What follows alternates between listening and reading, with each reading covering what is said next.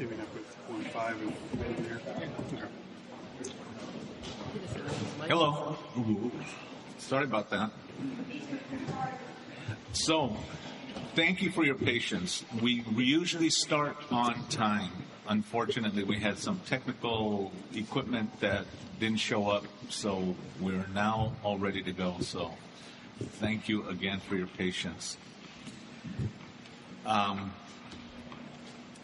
I'd like to start off the evening recognizing that today signifies a very important day in our more recent history. And if you don't mind, I'd like to take a moment of silence to kind of remember the people we lost on 9/11. So if we can just take a moment of silence. Thank you.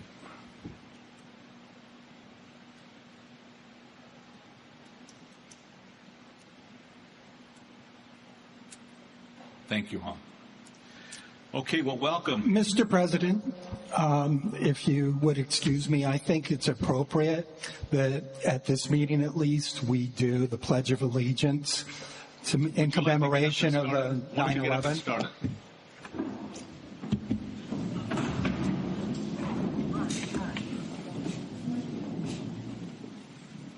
Pledge allegiance to the flag of the United States of America and to the republic for which it stands, one nation, under God, indivisible, with liberty and justice for all.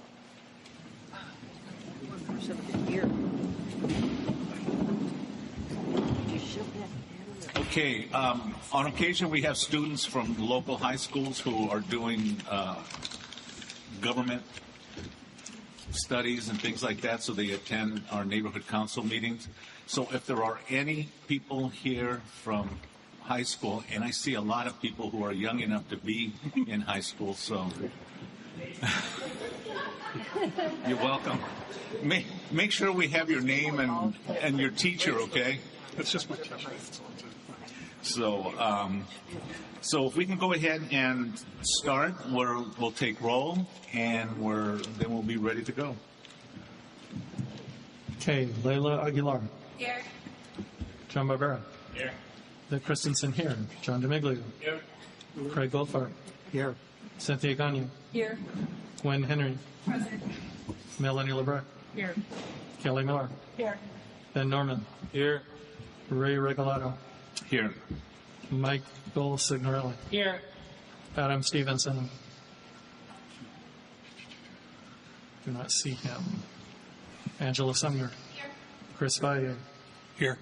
And Cole Ariola Carr and Thomas Norman are excused. So we have 14. So that is a quorum. Okay, great. All right, that concludes agenda item number 1. We're going to go ahead to agenda item number 2, general public comment on non-agenda items. I have some speaker cards here, so I'll start with the ones and I'll take them in order. Vic Christensen. Oh, no. He is speaking as a stakeholder. Quick update. Is this on? And wait a minute. I didn't forget to make the announcement. We are going to be really economic with our time today. So please, we're going to limit any public comment that comes in to a minute. But our speakers, we have a few, so we'll go a full 2 minutes for our speakers. So, but we're going to be really economic about that. Sorry. Just an update on Senate Bill 411. It passed the assembly, the full assembly, 59 ayes, 12 nays, 9 absences. Went back to the Senate for concurrence on amendments. Passed through the Senate, 32 ayes, 6 nays, and 2 absences. So it is now off to the governor for his signature, or his action anyway. Senate Bill 537 is still in the Assembly, so assuming it passes through, it will follow the same path to get to the governor.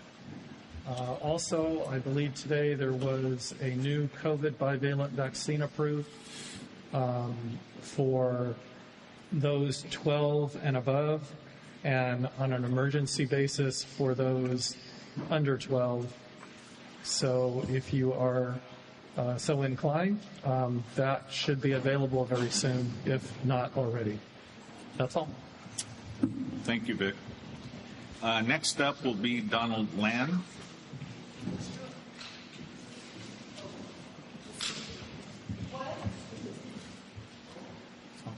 Go ahead.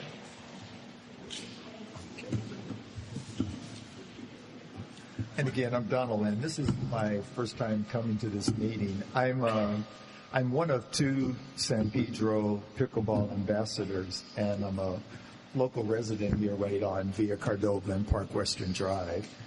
I'm interested in what is going to become the development of the pickleball activity here at Peck Park. And in particular, I'm interested in finding out if there's going to become a resurfacing schedule for that. So again, I just wanted to make myself known again as one of two ambassadors. I believe Lisa Q is here. She's another ambassador here. And again, pickleball is the interest and the development of it. So that's all. Thank you. Okay. Next we have David. Some of those are for the agenda item related to the LA sanitation community garden update. This one is for fire pits at Cabrillo. Right, good stuff.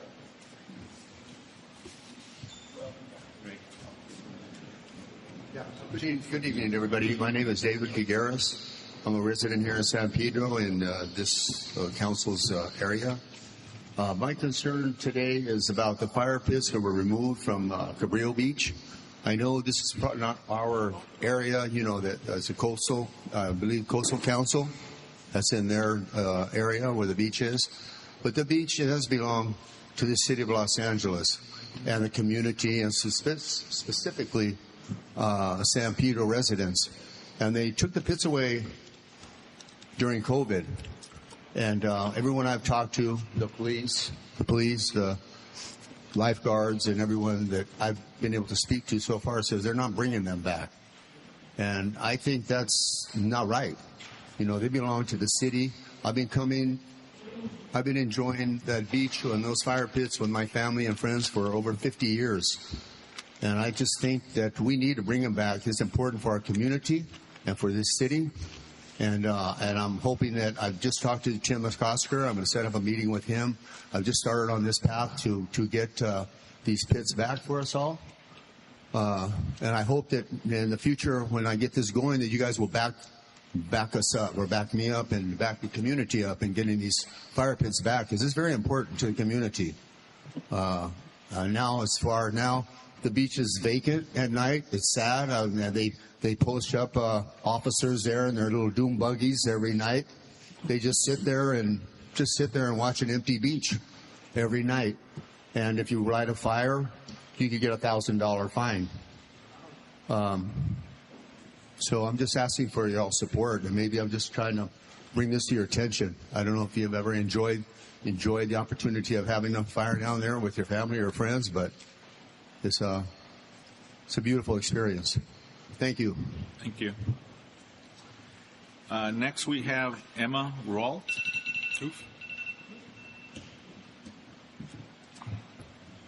Hi, good evening. I'm here to present a brief update on Walker's Cafe. I'll try to keep this short. So I know some of you, I don't know others of you. So just to kind of recap, Walker's Cafe at Point Furman closed in October 2021.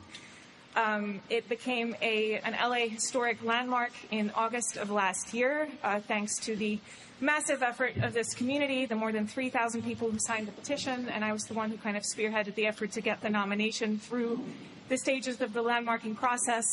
It was acquired in March of last year by an investment group based in Burbank named Prospect Group, and they pledged their commitment to bringing it back as a cafe. They kind of got off to what seemed like a slightly hasty start, doing some unpermitted work, which had people concerned. Then there was a sort of long hiatus, and they have now kind of re-entered the picture, presenting preliminary plans for repairs to the cafe, which they still say they're going to reopen, but also for a 3,000 square foot development in the back, consisting of a single-family residence and an ADU, which raises a lot of questions in terms of what their path is to reopening the cafe, what their roadmap is for that, how they think those things might coexist.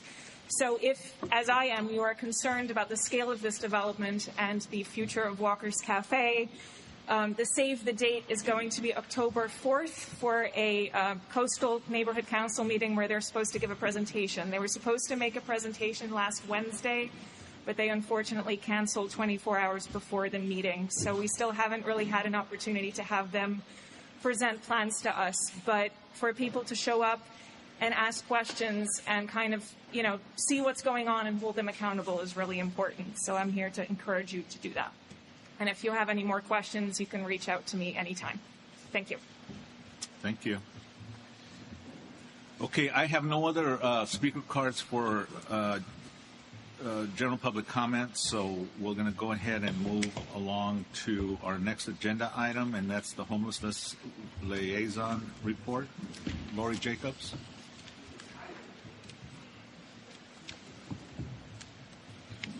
Hi. Good evening, Board. As usual, I'm always going to remind everybody, if you see somebody out there in trouble, please report it in the lahop.org portal. This month, the CD15 Working Group on Homelessness was focusing on housing, permanent supportive housing, as we know that's a huge issue.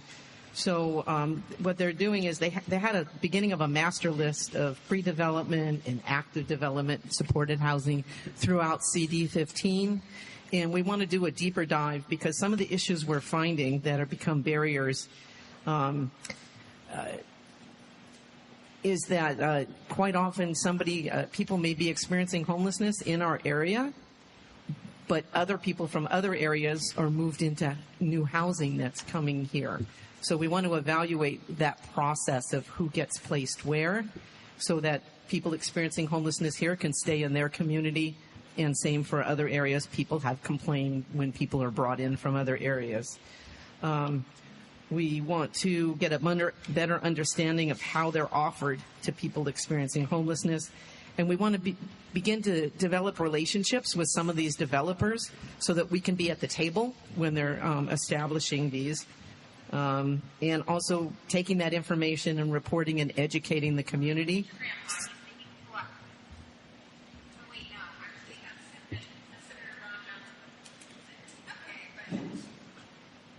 That's okay.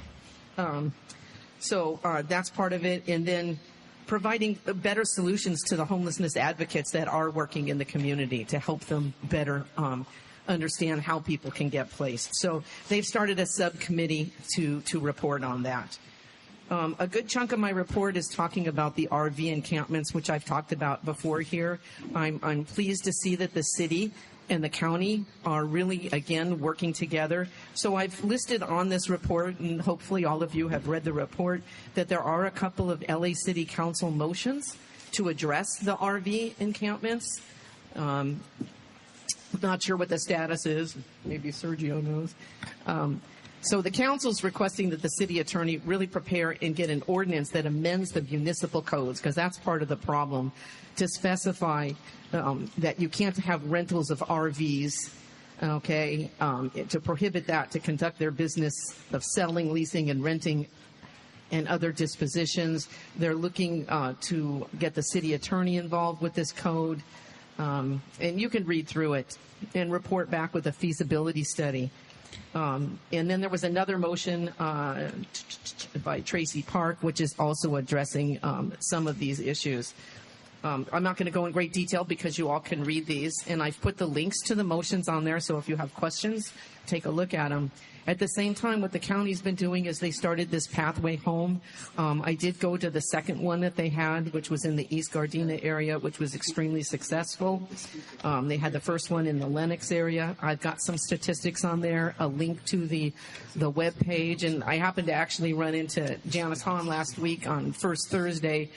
She's also extremely concerned with the growing number of RVs out there. She wants to possibly put some motions through, she said, to create some RV parks where there is sanitation available, that the RVs are not dilapidated RVs, and see, you know, whatever we can do to get people off the streets, because the people living in these dilapidated RVs, we have huge sanitation issues, sex trafficking, drug trafficking, etc. So that's most of my report is. You can just read through that, and then I just have the links to the homeless count. I will be the site lead for the homeless count in San Pedro, and supposedly our training is going to start soon, and that count will be in January or February, and as I get information, I'll let you know. So that's my report. Thank you. We now can go to public comment on this agenda item, so I'll take any comments or questions. One question. Make it quick, because we're really going to be making sure that we get out of here on time. So make it a good one, Gwen. The homeless count date will be further defined. Is there a possibility of signing up as of yet?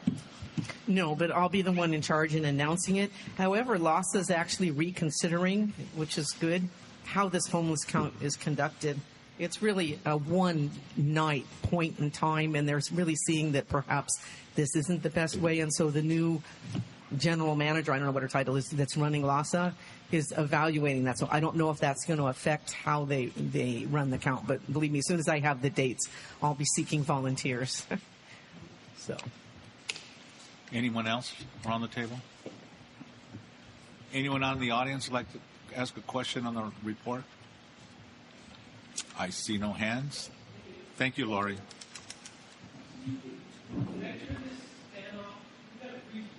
Yes. It's so nice to hear that it's freezing during the summertime. But yeah, I mean, if Oh, the AC's on. oh, okay, good. There's one behind you. You want that? Okay, we're going to go ahead and go to agenda item number 4. This is where we get our elected governmental and public safety representatives to start off. So we're going to go with our elected, and we have Christian Guzman from the 1-5. From the 1-5, yes. Hello, Mr. President and fellow honorable board members. It's good to see you again. Glad to see some new faces getting involved in grassroots democracy. Good. Okay, so one update is the council member would request that neighborhood councils file a community impact statement on a council file regarding home sharing, so Airbnb and other companies, and specifically it's to allow for the neighborhood to have a little bit more input and potentially limiting or advising.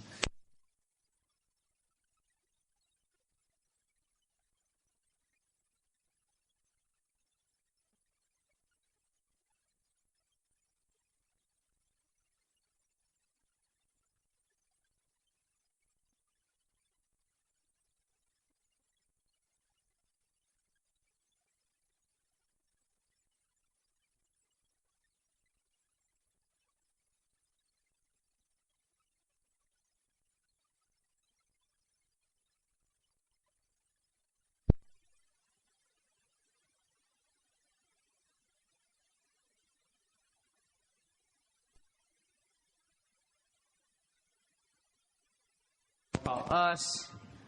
Oh, is it back on? Oh, it's back on. Okay. Small update on Target. So the council member and staff spoke to city departments and Target staff, and Target verbally acknowledged that the water is coming from Target's private property. So the Target representative that was on the call is going to forward the issue to corporate headquarters. I understand that this issue is very important for some of the neighbors, and we are working with Target as much as we can. Another update on pickleball. So Recreation Parks hired a sound consultant to advise on which courts to convert at Peck Park. It'll most likely be the ones closer to the new gym, not the lower courts. So we should know soon about the funding aspect, and I don't know if Sergio has anything to add, but he can do that later. I think he's going to speak or listen on another item. So Clean 15, we have a new program called Clean 15 that some of you might know about. We have 2 new staff members and 2 trucks, and so we are supplementing 311's illegal dumping services and also overgrown vegetation services. So you're welcome to call us about those issues. We encourage you to first use the 311 app, but maybe if they're not taking care of it within a week, call us, and then we can supplement that.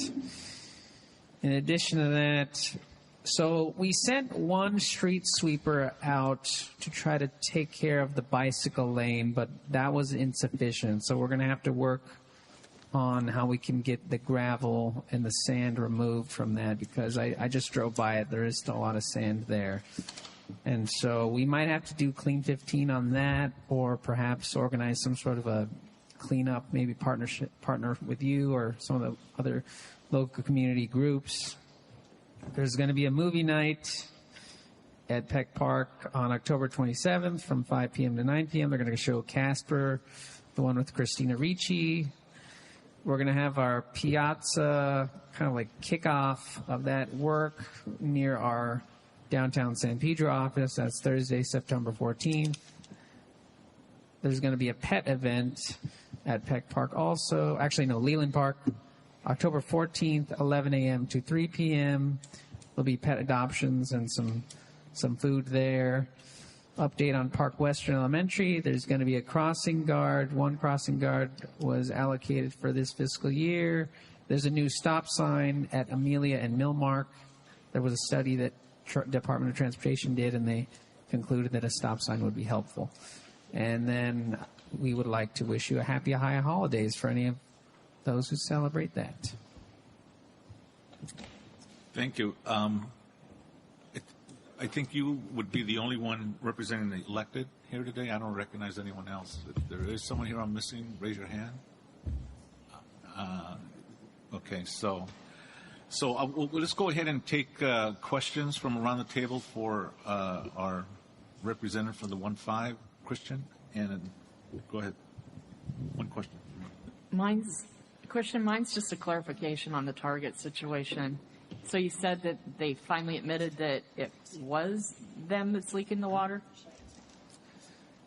I can only quote what I remember them saying, and it's they acknowledge that it's on their private property. They're not saying that it's them who's the cause of it. But they are acknowledging that it's on their private property. Okay.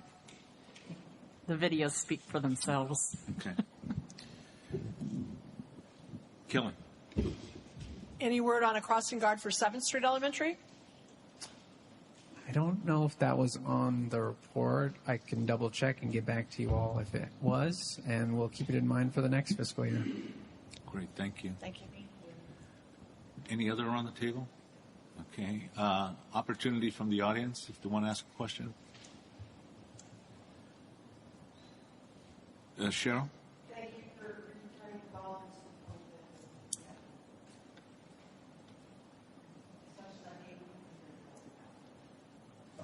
Okay, I think I missed it. What is it? What is it that you're... The bollards, the little... Oh, yeah. I changed it to adapting so that people aren't... I got you. Okay. around that turn. Great, thank you. I see no other hands, so Christian, thank you for being here tonight. Really You're welcome. It was good to see you all. Nice Have a to good see evening. I don't see any other people from any elected offices. We usually have other governmental agencies, but I believe the agency here is part of a presentation. So if I'm missing somebody, please let me know. I don't think so. So let's look to our men in uniform and give them an opportunity to report out. Thank you.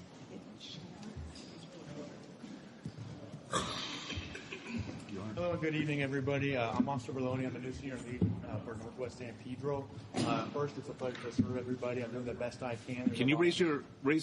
Yeah, great. Thank you. So I do apologize. It's a lot of back work I'm doing, or stuff from that hasn't been done. So I'm catching up a lot right now. But in the first 2 weeks, I'm learning that there's a lot of stuff that needs to get done. So again, it's a pleasure to serve all of you. First, we'll go into some crime statistics that I've gathered. Comparing August of 2022 to August of 2023, there's been an 83 decrease in robberies, 83% decrease in robberies, a 20% decrease in aggravated assaults, a 40% increase in burglaries, so property crimes are up, a 52% decrease in burglary theft from vehicles, so again, a property crime, and a 260% increase in thefts, but this may be due to the fact that some of the bigger box stores are now starting to report some of their thefts, and last year they might not have been. So that number is slightly skewed. So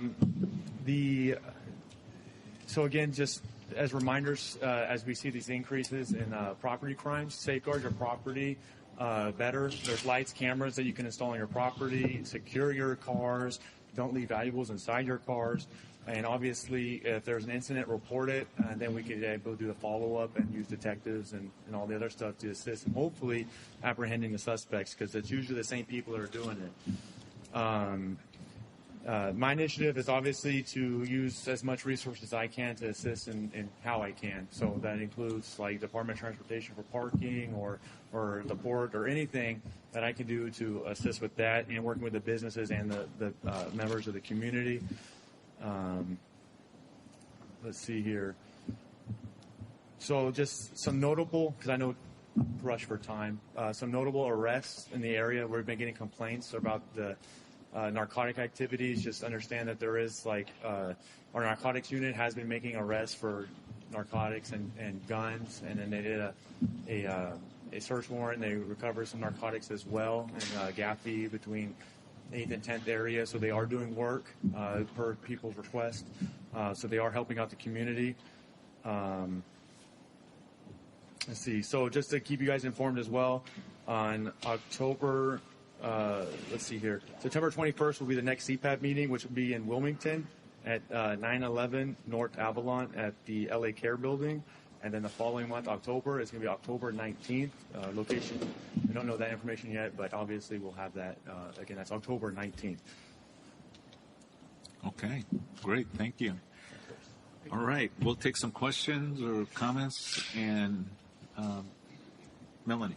I just have a comment. I want to praise him that he come into the job guns blazing, and I mean, he has been phenomenal. He's responded to several things and really been responsive in the Northwest area to things that needed attention, and he has been phenomenal. So I just want to applaud him for the phenomenal job he's doing out the gate. Thank you.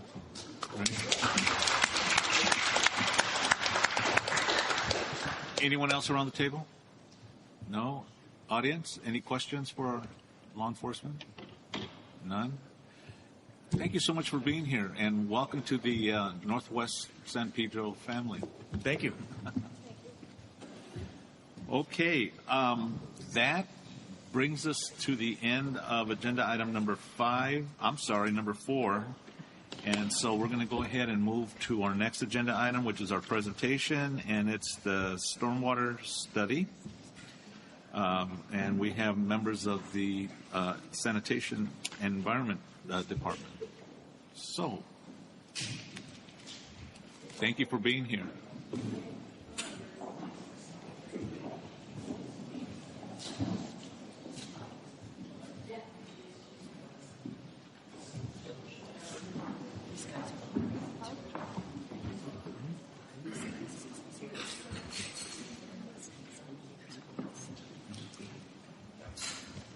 Cool.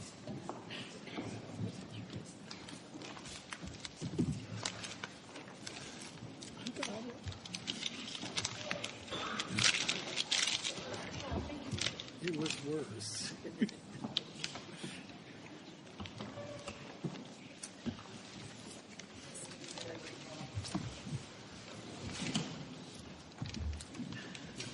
They give me a hard time if I use that one.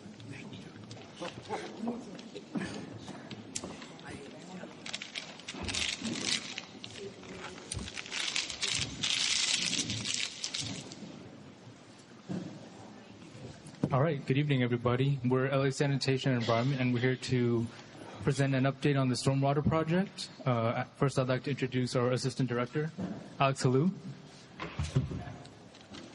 Next, we have our Division Manager, Cecile Buncio. Assistant Manager, Joshua Patel. Our Spanish translator, Martin Ruiz. And then myself, Timothy Huang.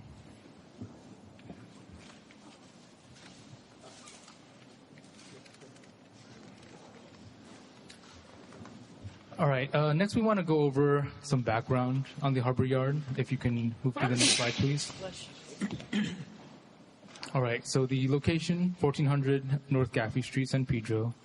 The Harbor Yard is owned and operated by the City of Los Angeles, and it houses several facilities. The now closed Gaffey Landfill, the Harbor Maintenance Facility where city vehicles are serviced and maintained, the Green Waste Facility, the Safe Center, and the San Pedro Community Gardens. And some activities that go on at the Harbor Yard include vehicle and equipment maintenance, repair, fueling, parking, storage and washing, equipment and material handling and storage, green waste collection, cleaning, processing and transfer, and household hazardous collection and transfer.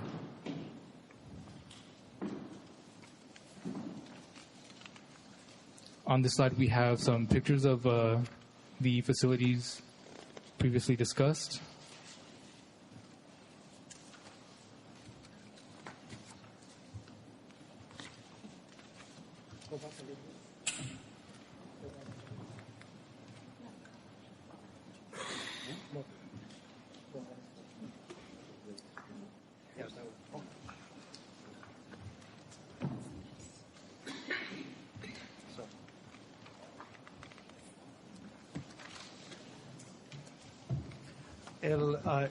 Esta es una presentación de lo que se va a hacer en el patio que tiene la ciudad en el área de Harbor. El patio que tiene la ciudad está localizado en el 1400 de la calle Garfield al norte, en la ciudad de San Pedro. Está operada y la ciudad es dueña de esa facilidad. Esa facilidad tiene otras facilidades. Una es el basurero municipal Gaffey, que ya está cerrado. La otra es el mantenimiento, la facilidad de mantenimiento. La otra es la facilidad de basura orgánica. Y la otra es la facilidad que colecta los solventes,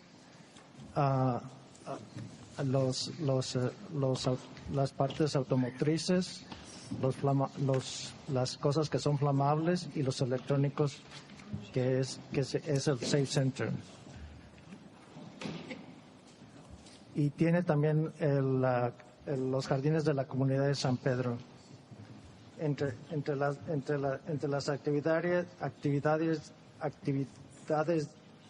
diarias son el mantenimiento de equipo y vehículos, reparación, cargo de combustible, estacionamiento, almacenamiento y lavado, manejo y almacenamiento de equipos y materiales, basura orgánica, limpiar, procedimiento y transferencia y colección de basura casera.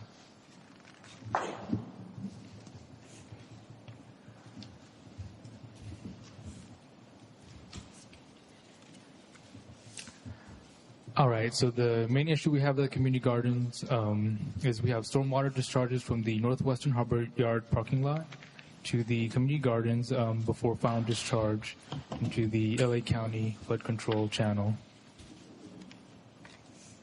Las aguas fluviales se descargan a los jardines de la comunidad de San Pedro desde la parte noroeste del área del estacionamiento, donde finalmente son descargadas al canal de control inundaciones del condado de Los Ángeles.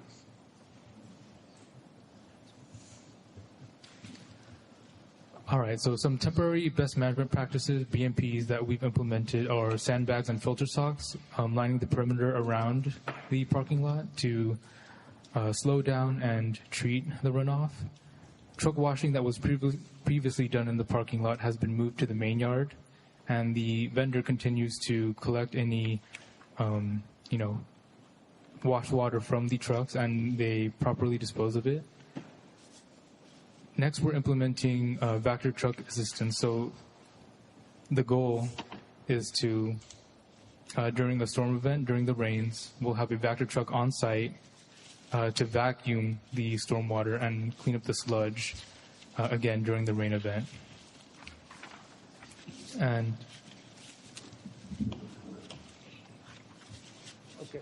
Una de las cosas temporales son las mejores prácticas de manejo. Vamos a poner bolsas de arena alrededor para poder mantener que no se vaya el agua a los jardines.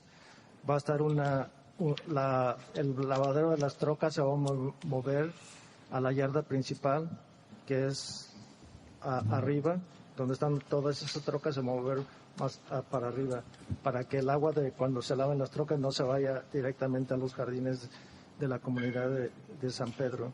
Va a estar una troca ahí que va a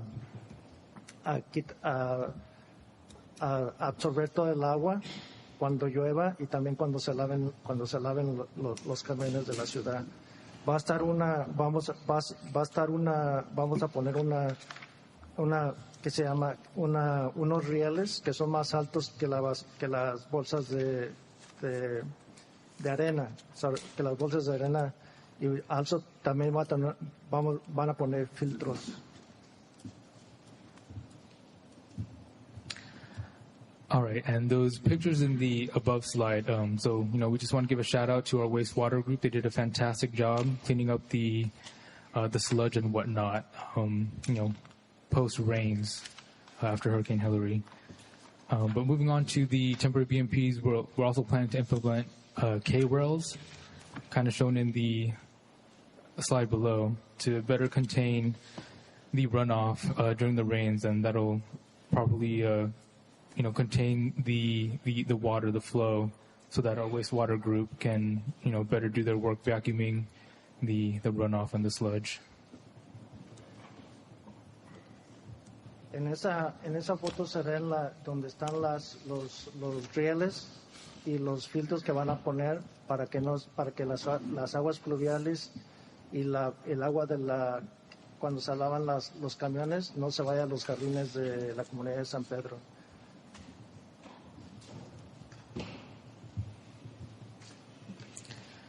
All right, so we're moving on to our permanent BMPs and solution. So ultimately, we want to, capture and properly control the stormwater runoff. So we've hired a third-party engineering consultant, Tetra Tech, for design and permitting of the system.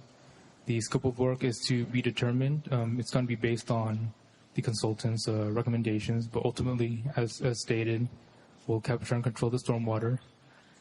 As for timelines, design and permitting, we're anticipating 1 year. Construction, post-construction, 1 to 2 years.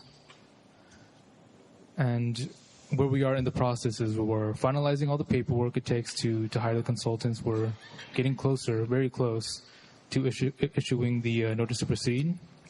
And some of the next steps after that, after the NTP, is going to be the kickoff meeting, the site visit, and finalizing the scope of work. La solución permanente, las mejores prácticas de manejo va a ser que un sistema de manejo de aguas pluviales van a contratar una firma de ingeniería que se llama Tetra Tech para diseñar y que agarre los permisos. El tiempo que va a durar en el diseño y los permisos va a ser un año para la construcción, y después de la construcción va a ser de 1 a 2 años, y ahorita ya se finalizaron el papeleo para esto. Se hizo una noticia para proceder Y los siguientes pasos son una junta para proceder, una visita a la yarda y finalmente finalizar las tareas de trabajo.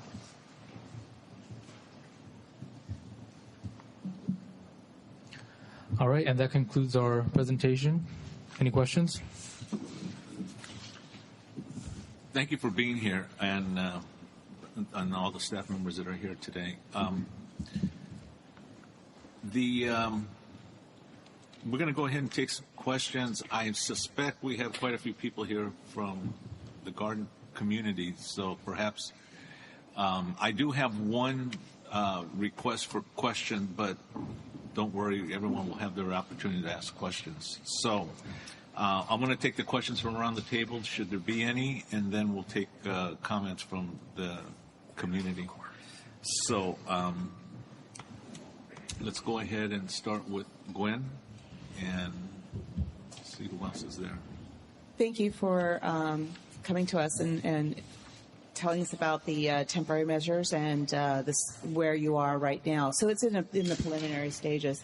I did notice in the temporary measures, your K-rails focus only on that one corner, but I do believe that during rain events, I've been there during the rain events, there is flow that goes on the past that, from, I don't know if you can go back to the picture, but do you see that the next corner, there's the driveway where the trucks come out and around and past the facility. I do believe that there is also rain flow that goes in that direction as well. Have you guys been there during those heavy rainflow events and really looked at where it's pooling? And the K-rails themselves, are you going to stop and halt that temporary drain that is kind of in that corner that is there? Are you going to be blocking that? And if there is a rain event that's all the way through the evening, will there be a vacuum truck there all during that time? Because that corner can get very flooded very quickly. Yes, the plan is to have a vacuum truck there during the entire storm event. And I see that the K-rails are once again only in that corner. Are you going to put temporary measures or any blocking or socks on that other line as well? Because it does also line up. There are gardens that are right there all along that driveway. And even though it may be less oil and everything, those trucks do go up there, and there is some flow that goes in that direction. So will they be extended to that other portion of the border with the facility? So the main concern is the kind of storm inlet by the parking spots is kind of out of view, but you're asking if we're going to basically put filter socks and sandbags in front of that that storm inlet right there? Yes, but that border as well, because gardeners have bolstered that area with their own mulch and other things to try to help prevent rain going into their gardens. But it does go. It does flow from that road. So I'm wondering if this graphic is just cut off and maybe there is more socks that should be going all the way down. We'll implement the sandbags and filter socks as needed to protect the gardens. Any other questions from around the table? John. Are you...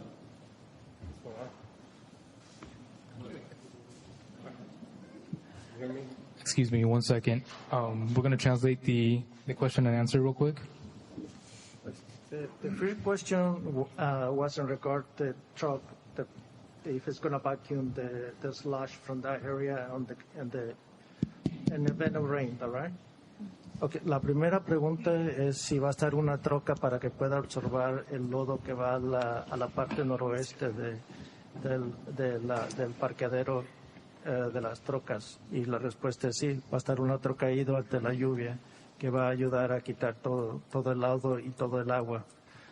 La segunda pregunta es si van a extender los rieles que en donde se termina, van a extender los rieles que hay hacia el lado abajo donde dan vuelta los camiones de la ciudad. Y la respuesta es que van a recomendar que pongan bolsas de plástico y filtros ahí.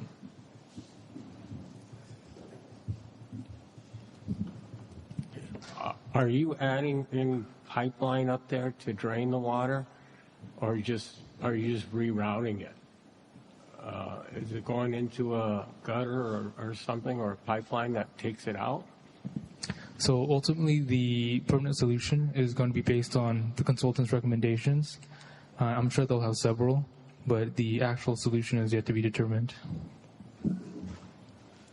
Any other questions from around the table? Okay, then we'll let the questions be asked by our community, but let me go with the comment card first. Richard Watson? Yes. Pardon me for a second. We'd like to translate the last question and answer. Okay, la pregunta es si que si la ciudad va a poner una pipa de drenaje en esa parte para poder que se vaya el agua hacia otro lado. La respuesta es que va a depender de las recomendaciones del consultante que la ciudad tiene. Puede que sea una de ellas. Mr. Watson.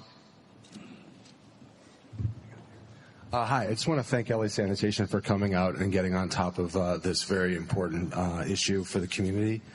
I've been involved at the community garden for almost 2 years now. My plot is the one immediately behind the last truck on the left in that picture, immediately over the proposed K-rail.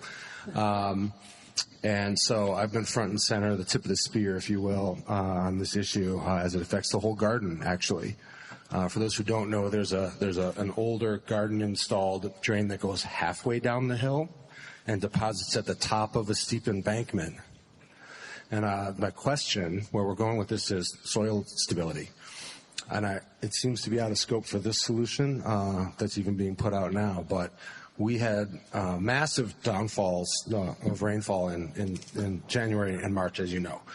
And that precipitated a landslide on this parcel. It's really a 12-foot cliff collapsed. And 6 gardens were closed for months. The gardeners were in there within a week, reshoring up their hillsides and so forth. But we do have long-term concern about soil stability for this parcel, and it does affect your parking lot and your trucks because the parking lot will be going next. So I really would like to hear any thoughts that the department has had about longer-term solutions in that, perhaps partnering with county and other agencies on Measure W funding sources to do things for more permanent stormwater mitigation solutions. Thanks. Thanks, Richard. As you alluded earlier, our goal is really just to capture the stormwater coming from the parking lot and the harbor yard. As for slope stability and any issues in the garden, that's actually a different department within LA Sanitation, but I'd like to invite our Assistant Director, Alex Halou, to further elaborate.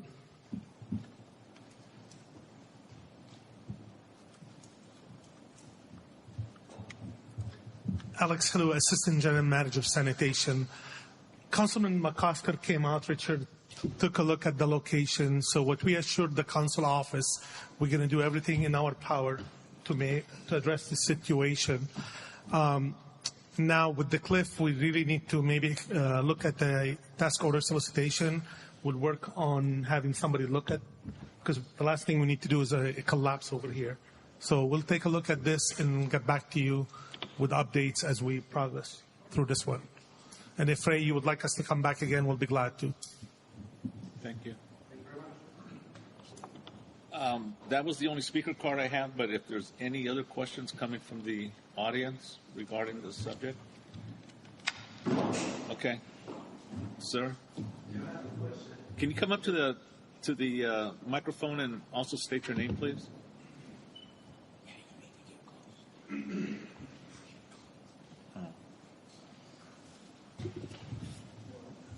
From what I understand from someone that has not previously worked in up there on the hill doing construction, that you guys do not, all the trucks that you wash and work on, that there's no clarifier for the water system, and that you guys just dump that water that you clean the vehicles with all the oil and hydraulic fluid and everything else, that just flows right into the gutters in the street. Is that true? You do not have a clarifier? So mobile truck washing was previously done in the kind of northwestern parking lot, shown where the K-rails are, but that has since been moved to kind of the southwestern lot, where there is a clarifier and a storm scepter. But I do want to make note that our vendor, they properly capture all the wash water and properly dispose of it. So they were actually doing that already in the northwestern lot. But since then we've been requested to move truck washing, and it's done in the main yard. And sir, can you give us your name for our records? Yes, you sir. I'm sorry. David Vigueras. David Vigueras. Okay, thank you. Thank you. Sir, you're next. Please state your name. My name is Paul Randall. I'd like to thank this governing body. I appreciate LA County Sanitation being here. I have some major concerns. The hydraulic fluid and the oil that is just pouring off these trucks. These trucks are old. The maintenance department's trying every way they can plug every hole. It's dangerous to walk up there. It's slippery. And when the water from the rain, it fills up that whatever diameter pipe that Richard talked about, and the oil and stuff is just flooding over the sandbags that you have there now. The water and the oil is dangerous for people to walk on. I'd like to ask how many of you have been up there that are here from LA San and walked just recently. We can't even take our trash to the trash bin. You slip and fall. So we need some way of capturing the oil as it's coming off the trucks prior to it being all contained in one area. And that's going to be a massive amount of sludge if we ever get some rain. Like everybody said, we got a lot of rain last year and it was a real mess. But we're just setting ourselves up for disaster. And I know that this is out for proposal. I know that they're coming up with ideas, but it really needs to be expedited. And we need to get some sort of sample of what's in that ground. There's no one taking any soil samples or anything. I've worked on many projects for the LA Lassen, and I will tell you this. We need a number, what they used to call a belly button to call when we have these emergencies, because we call somebody, and trust me, it's going to be a holiday weekend when everybody's gone. We need a number given to the gardeners to say, when you see a dangerous, hazardous condition, they're not going to pass the buck to somebody else. And we would prefer somebody at the top, because we've gone all the way up and get no response from emails or communication. Thank you. I would like to address some of the comments. So that's why we're proposing K-rails. We do understand that during heavy rains, the runoff may go over the filter socks and the sandbags. So that's the entire point of the K-rails. And during a storm event, we are going to have a vacuum truck there to vacuum and clean up the water and the sludge. And, we've demonstrated previously that our team is capable of doing that. Alex, if you would like to further elaborate. Hi everyone. So I would like to address your question regarding that sampling soil. So part of this project, during the designing phase, our consultant, they are going to hire third party for geotechnical investigation, and they are going to run a couple of days for soil sampling. So as we go through, when we have more update from our consultant and we receive more reports, we'll definitely come back here and report.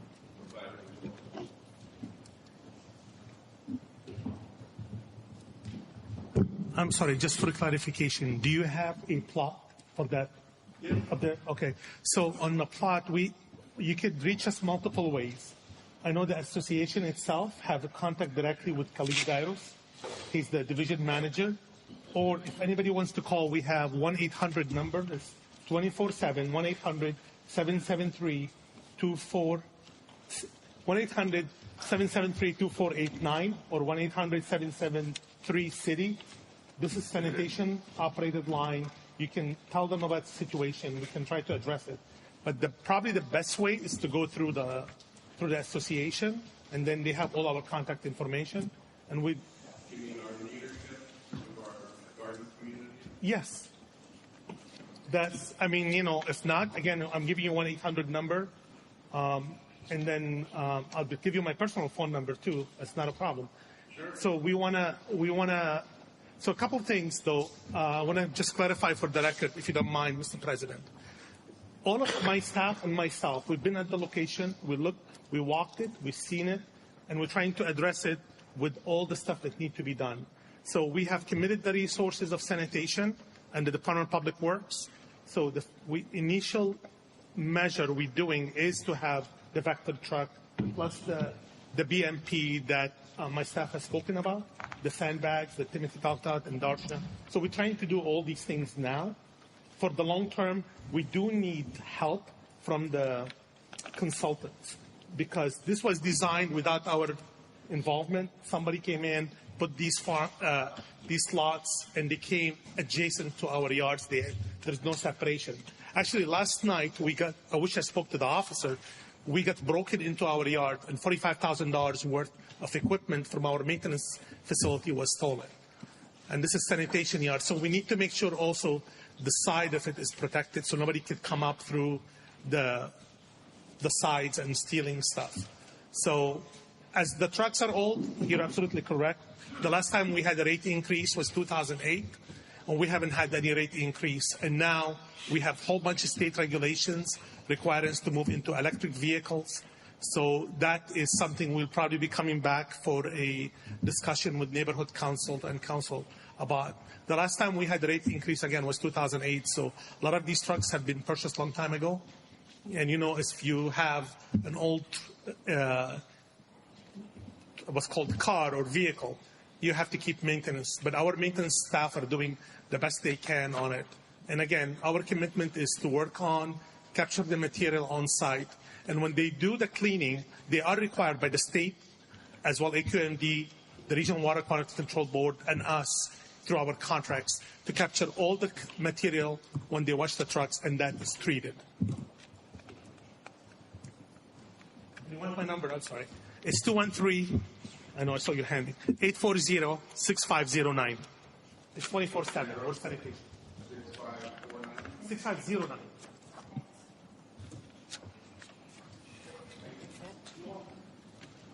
Any other questions from the audience? No? Okay. I have a comment. John, go ahead. One. Yeah. Can we get a commitment from them that they can, because this is a concern, a big concern of a community. Can we have a commitment from them on a day that they can come back so we can see the results that they have progressed, hopefully? Right. And that's a good question. That's a good point. And in fact, I was going to take my turn and make a comment. I truly appreciate the fact that there are some proactive measures that appear to be taken at this particular point. I happen to have gone up the hill over the weekend, and it's my first time there, and I was a little surprised, especially around where the trucks are and walking in and around that area. And I'd like to thank you all, because when I got home, I got in trouble because my wife did not let me in the house. So it was pretty pretty bad up there.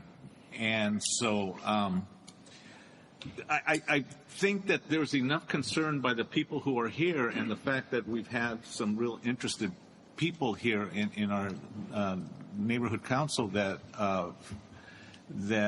are familiar but also very concerned about the situation. I'm going to go back to my time, and I've said this before, I think, but I'm going to go back to the time when I used to organize communities. And part of that is that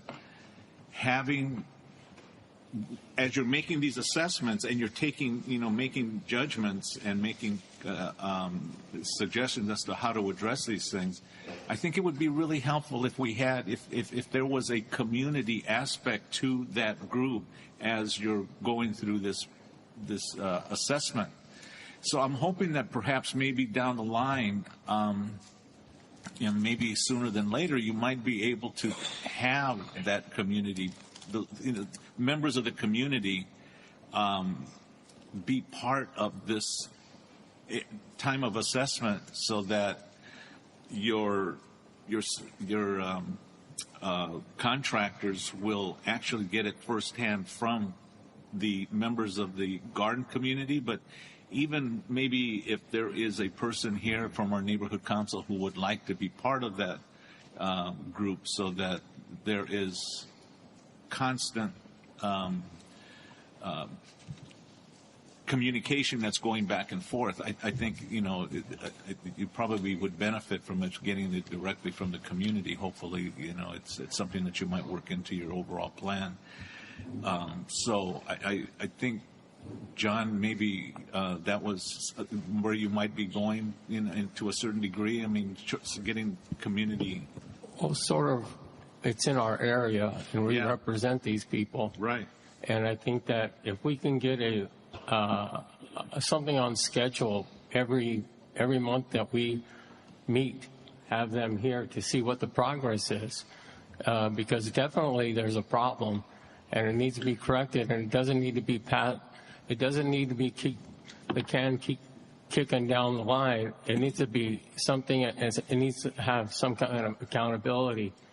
And I deal with the city a lot, and I see all the put-offs and whatever, and it takes a long time but we can do it right here, once a month, and we can have the same community people that are coming up here because they're the ones that are affected. They see it all the time, and they need to come back. If we can all meet here again and have a little schedule for them, so we can see what's actually going on, because this is a mess. It needs to be addressed properly. So if at all, maybe we can get one of our committees to work with them, or someone that would work directly with you, so that we can maybe plan something. Say what? Oh. It's an issue. We could do it. Or sustainability. With issues? Or sustainability? With the conflict of interest on my part, I would have to bow out of those discussions. Okay. It might be better served on community issues. Okay. So why don't we have community issues work along with you as you progress through this, but definitely I don't want to ignore the fact that it sounds like there are definite members of the garden community that probably would like to have some kind of opportunity to be engaged in that planning process. Sure, definitely. I mean, we do have monthly meetings with the Community Garden Council. So these are monthly meetings. They're held virtually now, but we're more than willing to present progress during those meetings. And I'm not sure if everyone here is invited to those, but that's a great forum there for us to, provide updates and whatnot.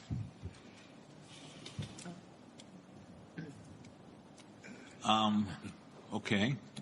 Well, tell you what. Why don't we, maybe you guys map this out with members, maybe some people who are actually here today, and talk with them and see how you might be able to want to map that out, and then maybe next month we can have some kind of just a quick feedback as to how that's progressing, if that would be okay with you all. Yeah. Gwen, one last word. May I suggest, actually, he mentioned a very important meeting that it's the Stormwater Committee that has been liaising with the environmental group here. If one of the representatives here would also join that meeting, that group meeting, it's a Zoom meeting, so it's fairly convenient. That probably would be best served. That would be fine too. I think it's important that the community be part of the moving forward and mapping out the concerns that I heard here, we all heard. Yeah, definitely. So as we, report on the progress of the project, members of the meeting and the community garden council and whatnot can provide feedback, and we'll incorporate as we can moving forward into the long-term solution. How does that sound? Well, I don't know how effective the community garden leadership has been up until this point, but I am seeing, I don't know if every one of these people here are part of that leadership group, but if not, then it seems like there's some outside members who are interested, plus, someone representing the neighborhood council to sit on that also. So, yeah, whatever makes the best sense, but it seems like there's concern, and it would be a good idea just to include community in this thing. So. Can I suggest something? Sure. So, as Timothy talked about, we are hiring consultant. So maybe it'd be advantageous when we have the consultants on board and they have the plan, we can come back to this committee and do the presentation, show you what the modifications. And in the meantime, we'll definitely seek some input from the committee. That's a great idea. We can address it this way. Yeah. So this way you can see the whole holistic approach to solving the problem. Sure. I'd like to see if maybe the 1-5 might have any kind of thoughts and concerns about it.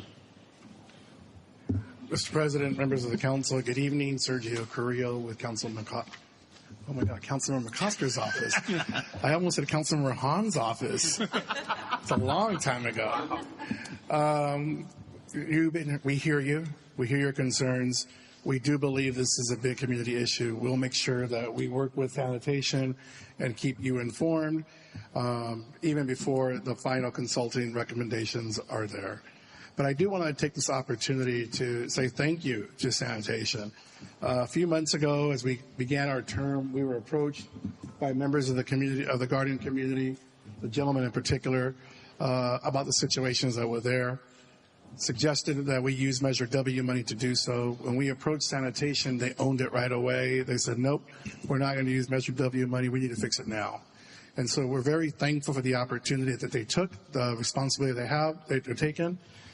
The temporary solutions that are in place, as you know, only temporary until we can hire the consultant, do the study, get the work done, and hopefully address it permanently. A lot of concerns were brought up today. I'm sure sanitation will take those back and address them. But wanted you to know that we are committed to making sure this is there. As you know, the councilman himself went up there and toured it. But again, just want to take this opportunity to publicly say thank you to the Bureau of Sanitation for really moving quick on this. I mean, I know there's joking around about the city taking its time and what have you, but this is actually pretty quick on where they're at. And the consultant's on board now as of August, so that work will be beginning soon. Thank you very much. And yes, thank you, sanitation, members of the sanitation department, for being here tonight. And I just want to say that you will never joke about the quickness that the city moves on these issues. So, with that, I think we're okay. Thank you so much for being here, and we really appreciate your time. Thank you for your time.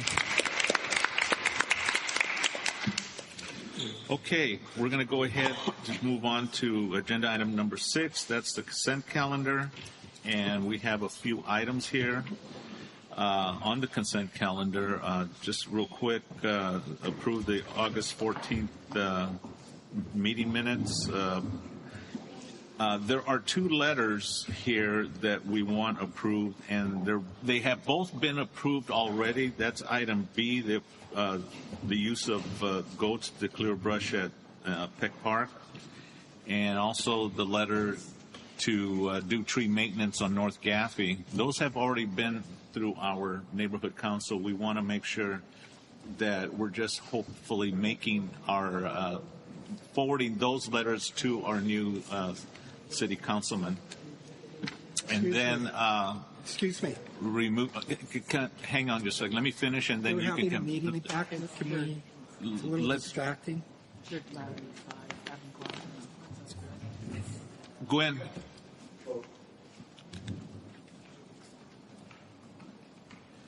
And the last item is approve the removal of Chuck Hart from Planning and Land Use Committee. So if we can get a motion, and then So moved.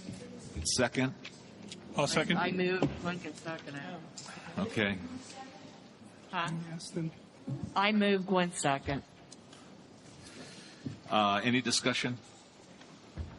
I see no hands. So can we take a vote count on this? Okay. Regarding the approval letter for the goats to clear brush at Peck Park, there actually is a California motion to start initiating funding for goats, and there is an analysis being done. So there is a state bill that discusses this as well. So. Okay.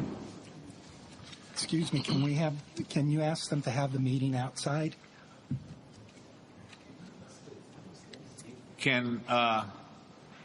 Thank you. We've had a request. So with that, can we take a vote count on the 4 items on the consent calendar? Okay, Leila Aguilar. Yes. John Barbera. Yes. Pete Christensen, aye. John DeMiglio. Yes. Craig Goldfarb. Aye.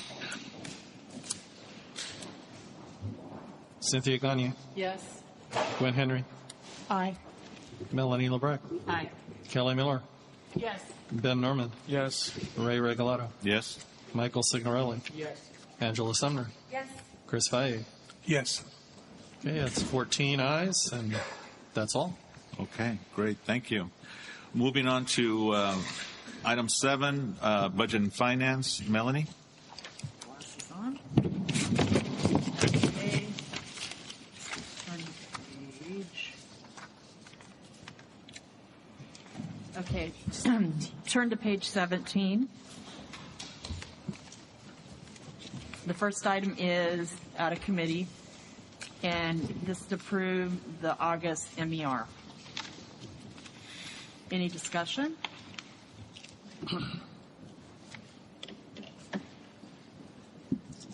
Did you say it was out of committee? Okay. Huh? Did you say it was out of committee? Uh-huh. Okay. Yeah.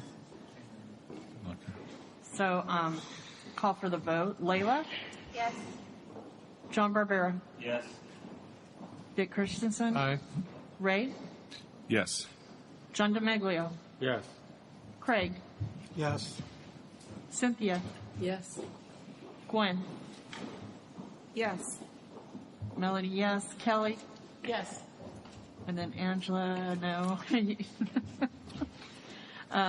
Chris? Yes. And Michael? Yes. Okay, the next item is our budget. This is the budget through August. Huh? Yes. Yes. This is also out of committee. Any discussions? Okay, Layla? Yes. John Barbera? Yes. Victor? Yeah, aye. Ray? Yes. John DeMaglio? Yes. Craig? Yes. Cynthia? Yes. Gwen? Yes. Melanie, yes. Kelly? Yes. Chris? Yes. And Michael? Yes. Okay, next is our fiscal year budget. We get to do this again because we got a rollover money, and we got $8,592.59. So this just reaffirms the budget with this rollover money added into it for the fiscal year. This is out of committee. Any discussion? And Cynthia, it's page 20, 21, 22, and 23.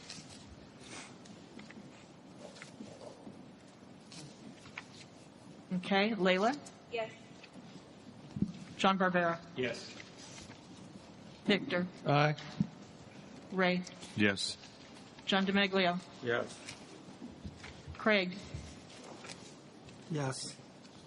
Cynthia? Yes. Gwen? Yes. Melanie, yes. Kelly? Yes. Chris? Yes. Michael? Yes. Okay, the next is for the mailroom. This motion is to take the $390 we pay a month for Christina, and her monthly fee is going up to $397 because our constant contact fees are going up $7 a month because we have over $5,000 in contact, or 5,000 people in our contacts because of all of our outreach. Once you hit a certain level, then your fees are higher for so it's a good thing, but we have to pay more for it. So our fees are going to be more. So this is also out of committee. Any discussion? John? What exactly do these fees go for? Is this Constant contact. So the emails that go out to all of our stakeholders. Okay. When we collect all the emails, when we have the events, we've gotten over 5,000 now that are in our roles that get the emails and everything. So now we have to pay more for the constant contact. So that's just for the contacts. How about everything else that we pay her? There's other fees that we all have the to things pay that her. Christina does. These Okay. pack- I just want to know that was separate. Then. Yeah. Okay. So, Layla? Yes. John Barbera? Yes. Dick Christensen? Aye. Ray? Yes. John DeMeglio? Yes. Craig Goldfarb? Yes. Cynthia? Yes. Gwen? Yes. Melanie, yes. Kelly? Yes. Chris? Yes. And Michael? Yes. Alrighty, the next item. So originally, this is not out of committee because originally what was submitted was for a movie for us to do on our own. We have been requested by CD15 and Rec and Parks to partner with them after the fact. Instead of us doing our own movie and conflicting with their movie, is for us to join in and just provide a couple of items for them for the movie that they're providing here at Tech Park. So what the request is we buy popcorn and candy and give that out to all the 400 kids and stuff and families that are expected to be here. And so the motion now is the movie will be sponsored by CD15 and Peck Park, and $650 to contribute to do the requests. So do I have a motion? So moved. Gwen? And a second? John? So any discussion? So call for the vote. Layla? Yes. John Barbera? Yes. Victor? Aye. Ray? Yes. John DeMeglio? Yes. What? John? Yes. Okay. Craig? Yes. Cynthia? Yes. Gwen? Yes. Melanie, yes. Kelly? Yes. Chris? Yes. Michael? Okay, the next request.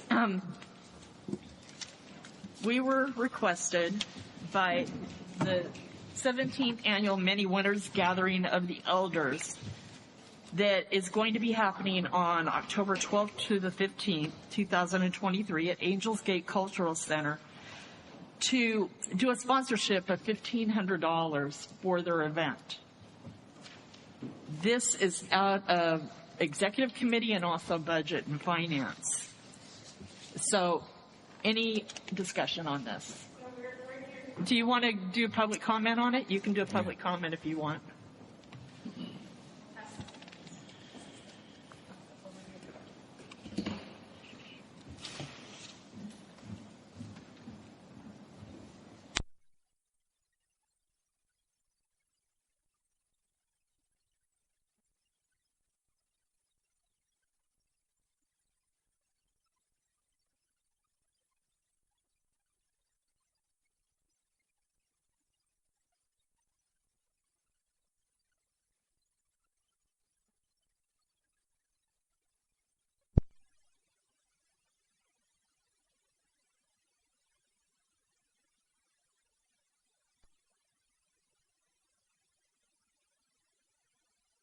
a little nervous. I'm sorry.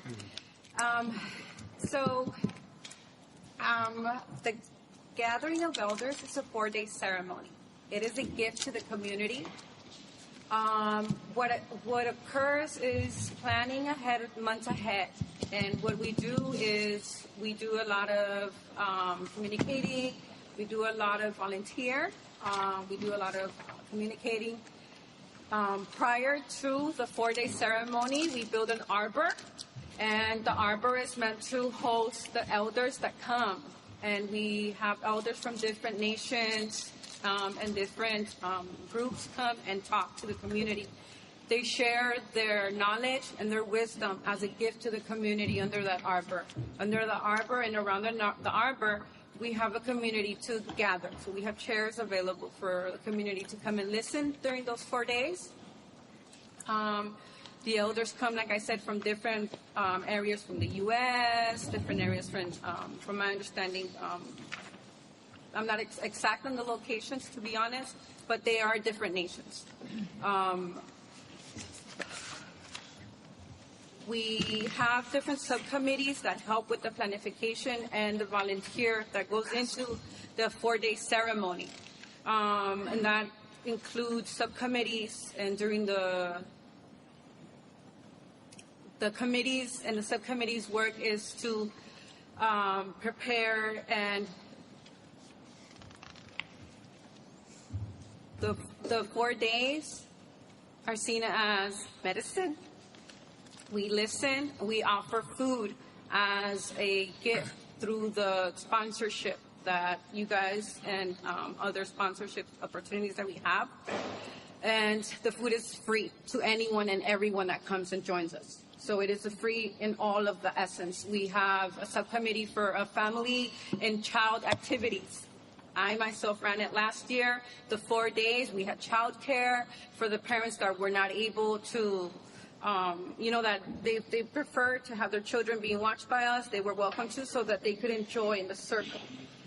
Sometimes that's it can keep them away, so we have that available. We have a moon circle. We have various things that are happening. But throughout the day, like I said, we give breakfast, lunch, we give dinner. It's free.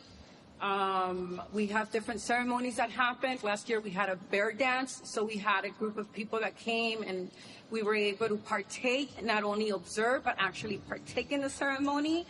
I wouldn't have access to these types of activities outside of this, and I'm especially not here in San Pedro. Everything is so far away. We're just in a bit of a disadvantage in that sense.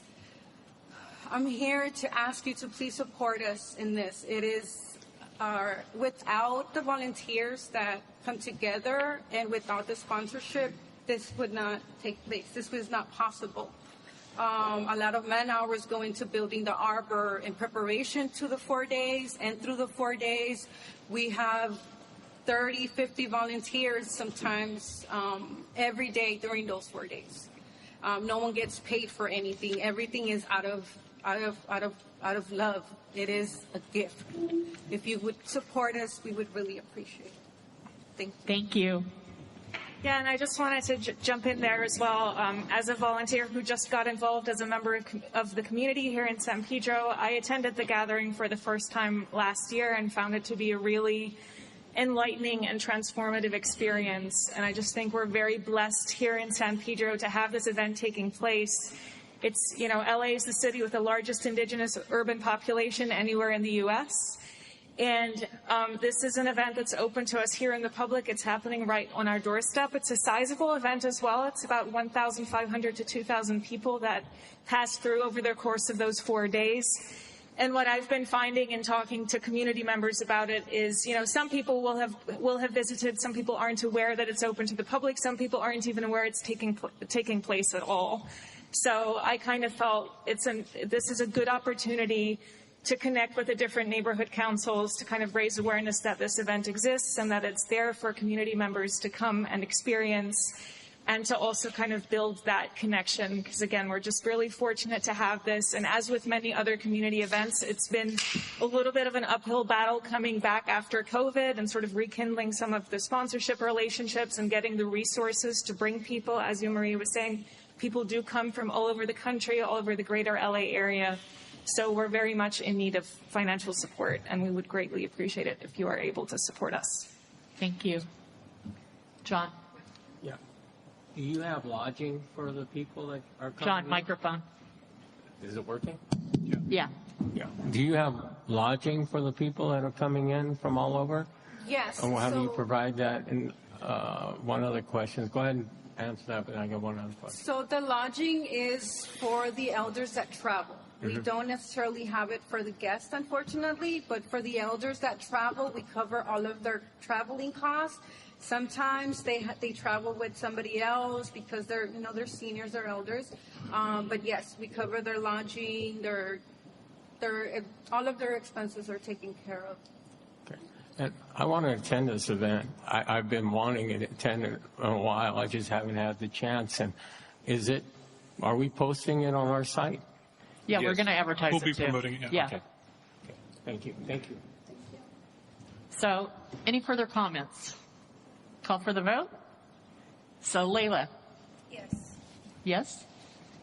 John Barbera. Yes. Victor Christensen. Aye. Ray. Yes. John DeMiglio. Yes.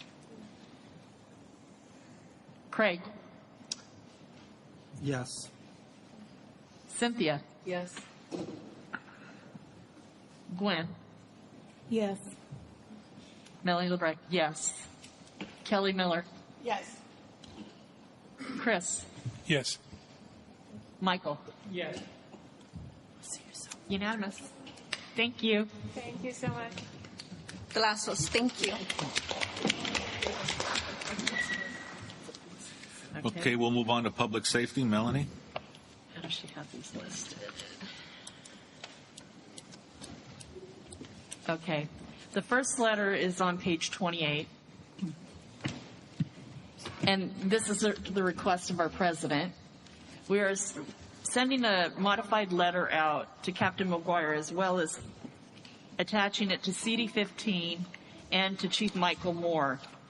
And this letter basically talks about the SLO position and the need for our SLO position that we have here in Northwest to be permanent, and that we're requesting the assistance of CD15 as well as Chief Moore to find allocation for that permanent SLO position for Northwest and keep us from being an acting position no more, that we need to have ours permanent. So this is not out of committee. We didn't have a quorum for public safety. So I am going to need a motion and a second on this. So moved. Second. Chris, second. Motion, Vic, second, Chris. Any discussion? Gwen? So the current SLO, although he's been hired, there's no commitments to acting. permanent. Okay, he is also an acting Yes. SLO. Thank you. John? Do the other areas, They have coastal, permanent. do they also have, because I know they've been having different SLOs as far as. We are the only area that has an acting SLO. Everybody else has had funding made permanent for them. Our area is the only one that has an acting one. And we're Okay. like a revolving door.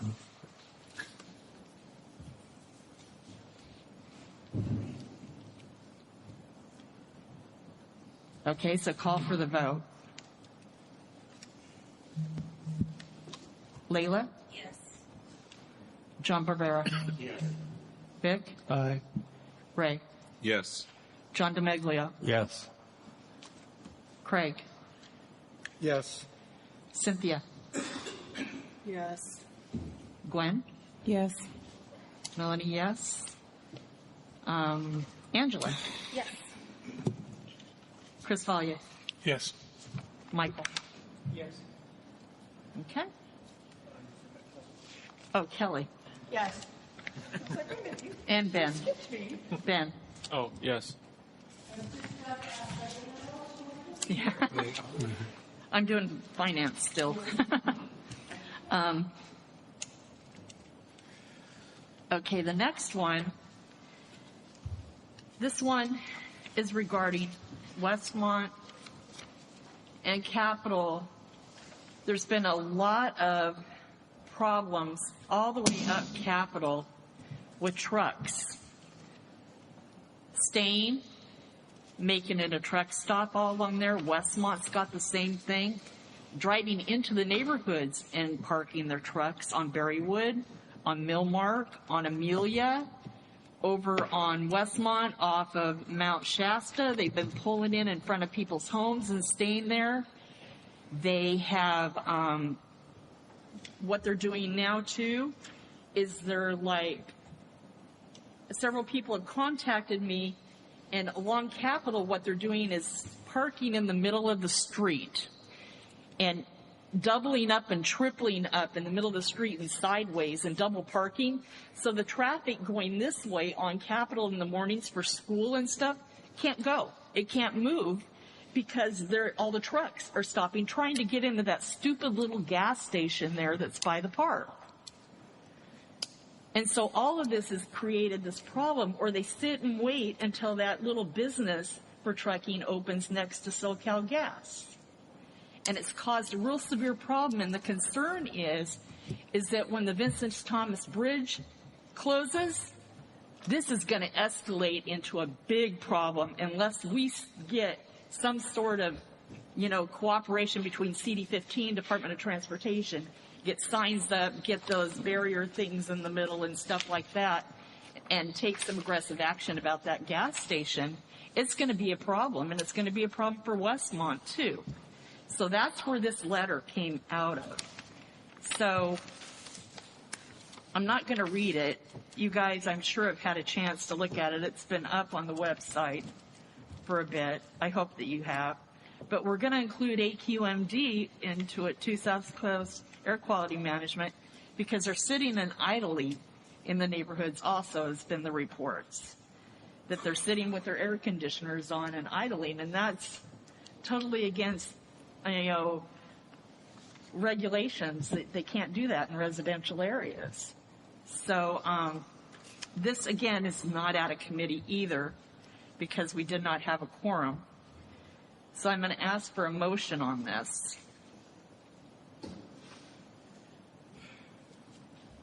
So moved.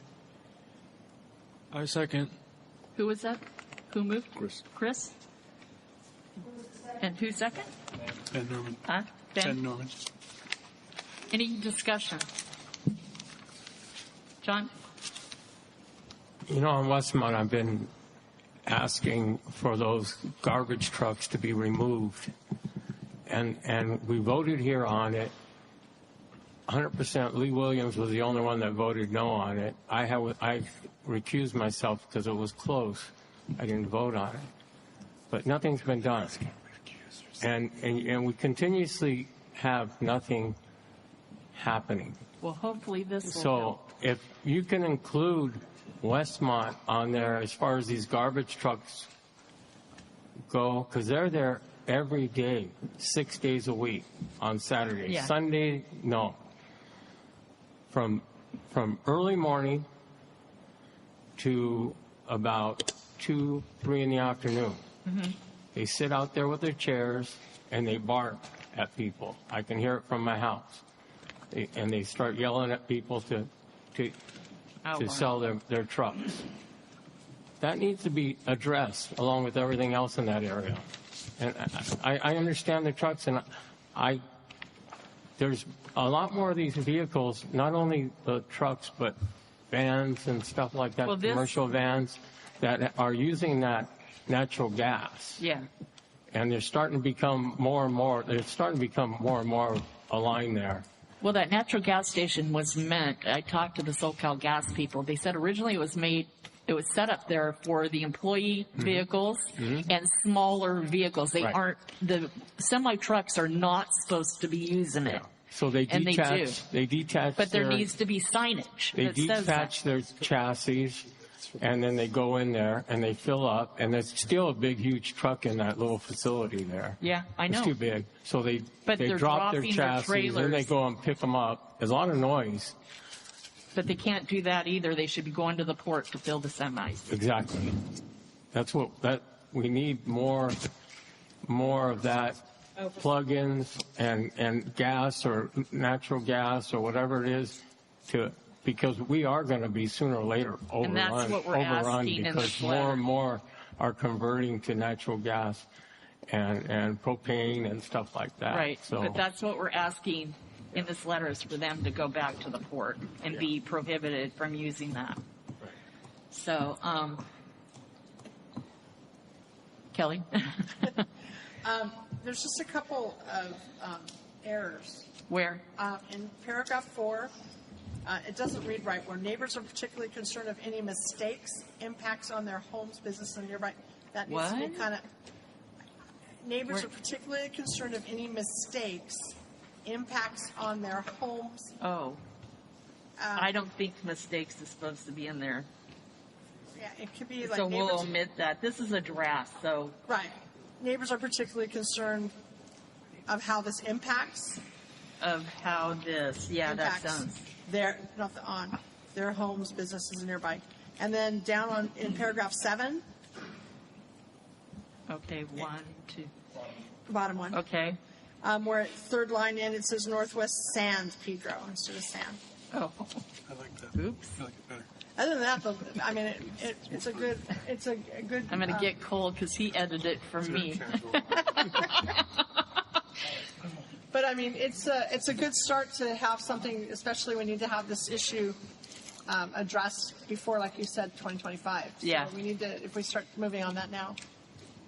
Any other comments? So call for the vote on this. Wait. What, Gwen?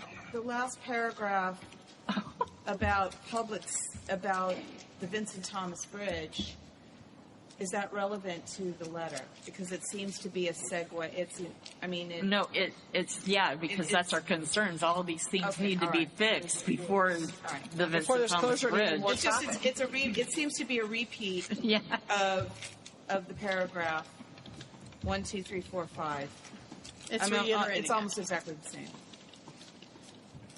At the end, it's reiterating it. Of what? What now? Where? It seems to be repetitive. Okay. But, I mean, since you're on the draft. Agreed. We don't need them both. I think we can combine them into one. We stand, Somewhere in the so letter. maybe we stand ready to collaborate with departments on meaningful steps to reduce these public health and safety concerns. And just leave it at that. And cross out. Huh? And then cross out in the community mitigate further issues ahead. Cross out that. Yeah.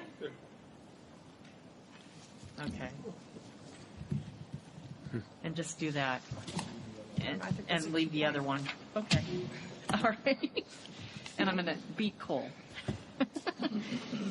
I think you're correct, Melanie, where that we never seen this kind of problem before in that area. That fueling station's been there a while, and it was pretty much just the gas company people and some of the city workers. It's escalated all of a sudden. And then all of a sudden, these big trucks started coming in.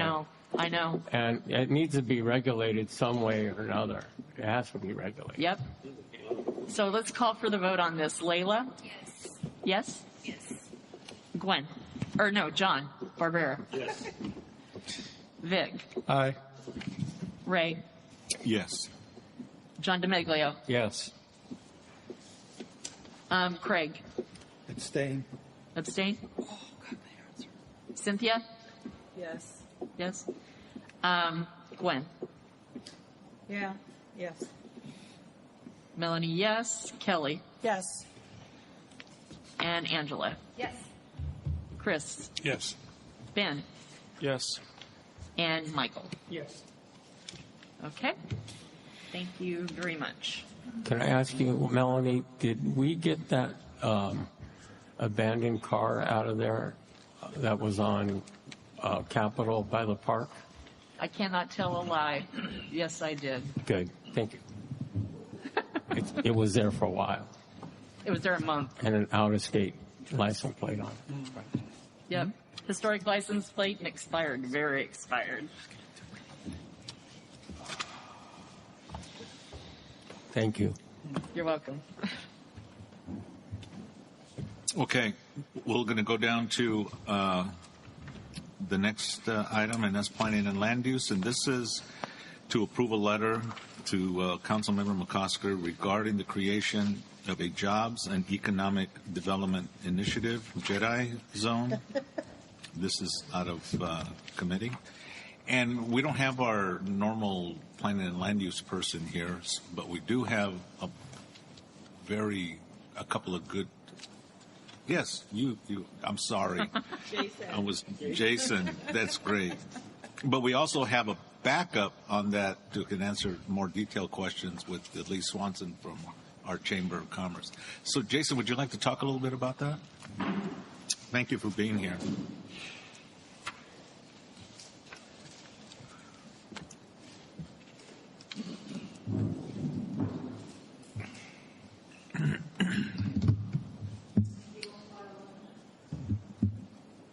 Pardon? Okay, good evening, everyone. This is basically the first step in getting this designated JEDI zone for Pacific Avenue. The first step in the process is to ask our councilman to request an assessment from the City Economic and Workforce Development Department.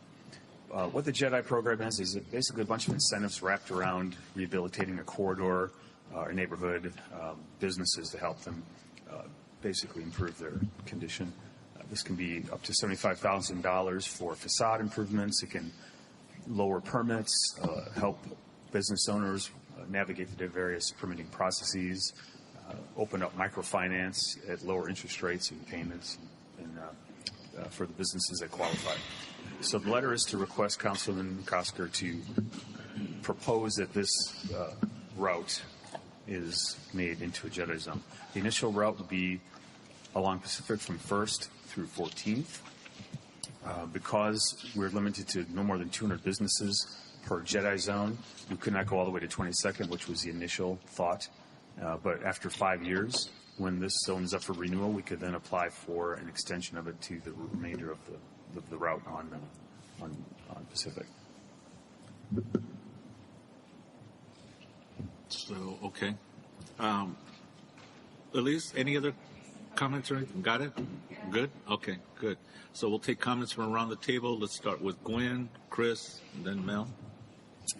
I do support this mightily. Now, in regards to this, the San Pedro greening plan also had slated a suggested bioswale project of improving the sidewalks all up and down Pacific, and I would like to see that also expedited, that the funding be found for that, and that particular greening plan item that was created all that time ago be part of the request, or be supported along with this JEDI plan. Yeah, go ahead. Do you have a copy of the greening plan? Yes, I do. Yeah, I'll forward it to you. Yeah. Chris. Yeah, is the incentives for existing and future businesses, if someone decided they wanted to open up shop or just improve what's already there? No, it's correct. For existing and future businesses, and it's used as an incentive to drive new businesses into the zone. Or to keep them there? And to hold on to the gap and help improve them. The key piece that we're really excited about is the facade improvement program. If approved, I think, Jason, did you mention it's approximately $75,000 per facade. So that would make a huge difference on Pacific Avenue and help us improve that aging historic corridor. Melanie? Yeah, this is interesting that they're doing this because when I was budget advocate the last term around that I was elected one, when we did the white paper, my paper that I wrote was on this with the economic workforce development on the JEDI program and the economic workforce development. I met with the general manager about their budget and budgeting this all out. And this is a tremendous program. And I think we would benefit by the beautification that we would get from it, as well as it employs people, as well as develops businesses too. So on February 4th, we did a community walk, which involved members of your neighborhood council, Coastal Central, developers, chamber members, community members, and we walked Pacific, pretty much 1st to 22nd Street, and we developed a chart listing all the conditions that we would look to improve. So beautification enhancement was definitely part of the overall goal. So there's a couple different targeted initiatives for the area. The JEDI zone is one piece, and the enhanced infrastructure financing district for San Pedro is another layer that we can use for additional improvements in the community.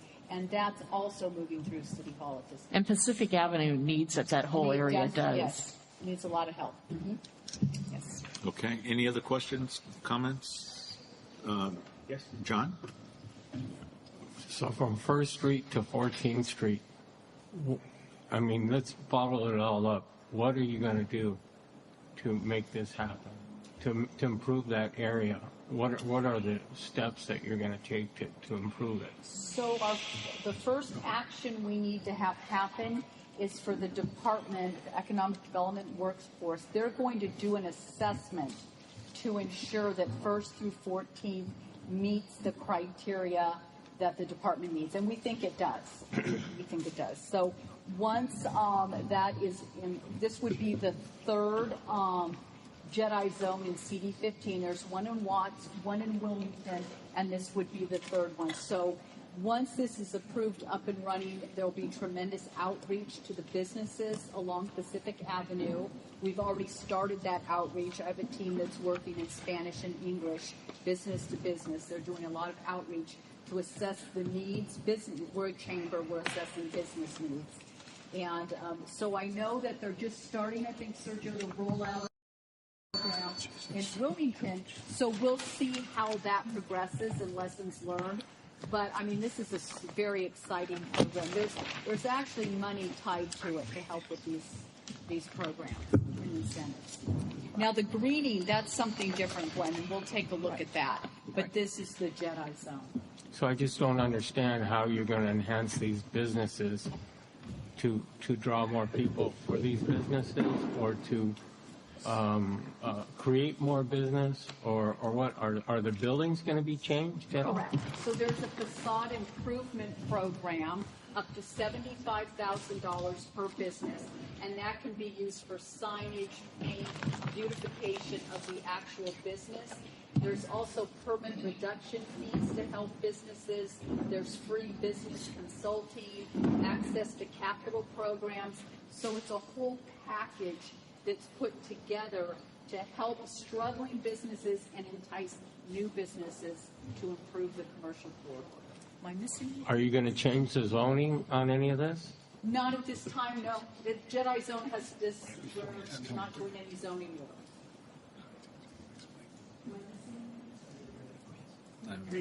Here's a perfect example. If a new business has come, they can choose to go on Gaffney, or they can choose to go on Pacific and get $75,000 of facade improvement and get permits, reductions waived, and get counseling to business counselors that will come in and assist them. That is an incentive to bring those people there and to keep the ones that are currently here. Because Pacific Avenue is a difficult commercial corridor to attract businesses to because they're shallow lots. They can't really expand. They have to go into multiple buildings. So we'll be doing targeted outreach. And we work in partnership with the Harbor Business Source Center, and they bring a lot of consulting to the program as well. So basically it's welfare for businesses. I wouldn't know. I wouldn't call it that That's at all. what I would call it, because I have my own business, but I don't rely on other people to give me money. So this is an aging commercial corridor with a lot of vacancies, blighted property, and if you've been on it lately, some of the business owners now they're just boarding up the buildings because they're so difficult to lease. So it's becoming a very blighted corridor, and it's the entrance to our waterfront as we work on the connectivity plan. This is a major commercial corridor into downtown San Pedro and the waterfront, bringing visitors through our community. So I would respectfully disagree. And to add on that, I mean, it's Pacific Avenue is, she says, older buildings. The zone there does not allow us to knock the buildings down to build new stuff. You have to use what's there. There's no parking associated with this. So when people are looking to go to a place, they most likely are not going to go to a place where they can't find parking, where they can't do certain things. This will help with that. It gives them incentives to want to bring people there. Not a welfare situation, but incentives. Right now, the situation is bleak. Right now, no one is coming there. Right now, it's boarded up. This will be an opportunity to provide incentives to have people come and invest in that particular area that they otherwise would not. It's a partnership. It's a partnership. And it's a part of a larger piece of improvement to our community. Okay. Any other questions? Quick question. Sure. On a couple of the empty lot areas there that are like I think on 7th and stuff, would that be potentially be able to be turned into like parking, like you were talking about the parking situation? So or any of those areas that are boarded up, would those be potential parking areas? So if they're privately held lots, someone would need to purchase them for parking, which is very difficult. But Councilmember McCosker introduced a motion for a downtown San Pedro parking study. And so consultants probably will be selected in January. LADOT is starting to collect data now to do an assessment of parking needs, also part of the LA Waterfront Connectivity Plan. And I didn't mention it public comment, so I'll mention it here. Urban Stearns, the new ownership of the Topaz building, has opened up 600 parking spaces for downtown San Pedro, which will be connected with the red tire trolley, which people can, as the connectivity plan, I think Ray's going to talk about it, park once, stay all day. So find your parking and use the red tire trolley, which we're working on trolley stops on Pacific. That's wonderful. Yeah, we're excited. Bottom line for a business is if a business is good, it does business. If it's not good, they don't need an incentive, they need to correct their business. And we don't need to donate money to these people to come in here. There's plenty of places like the AutoZone that has been down there and other businesses that have came in that enhanced the area. I think that we're giving money out to people that pretty much take the money, get up, start a business, and leave. If it doesn't,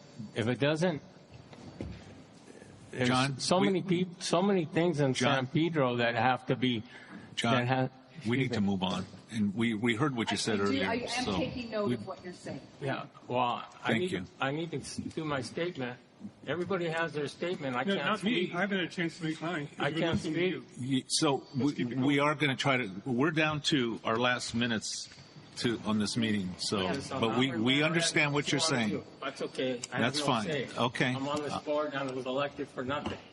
So, any other?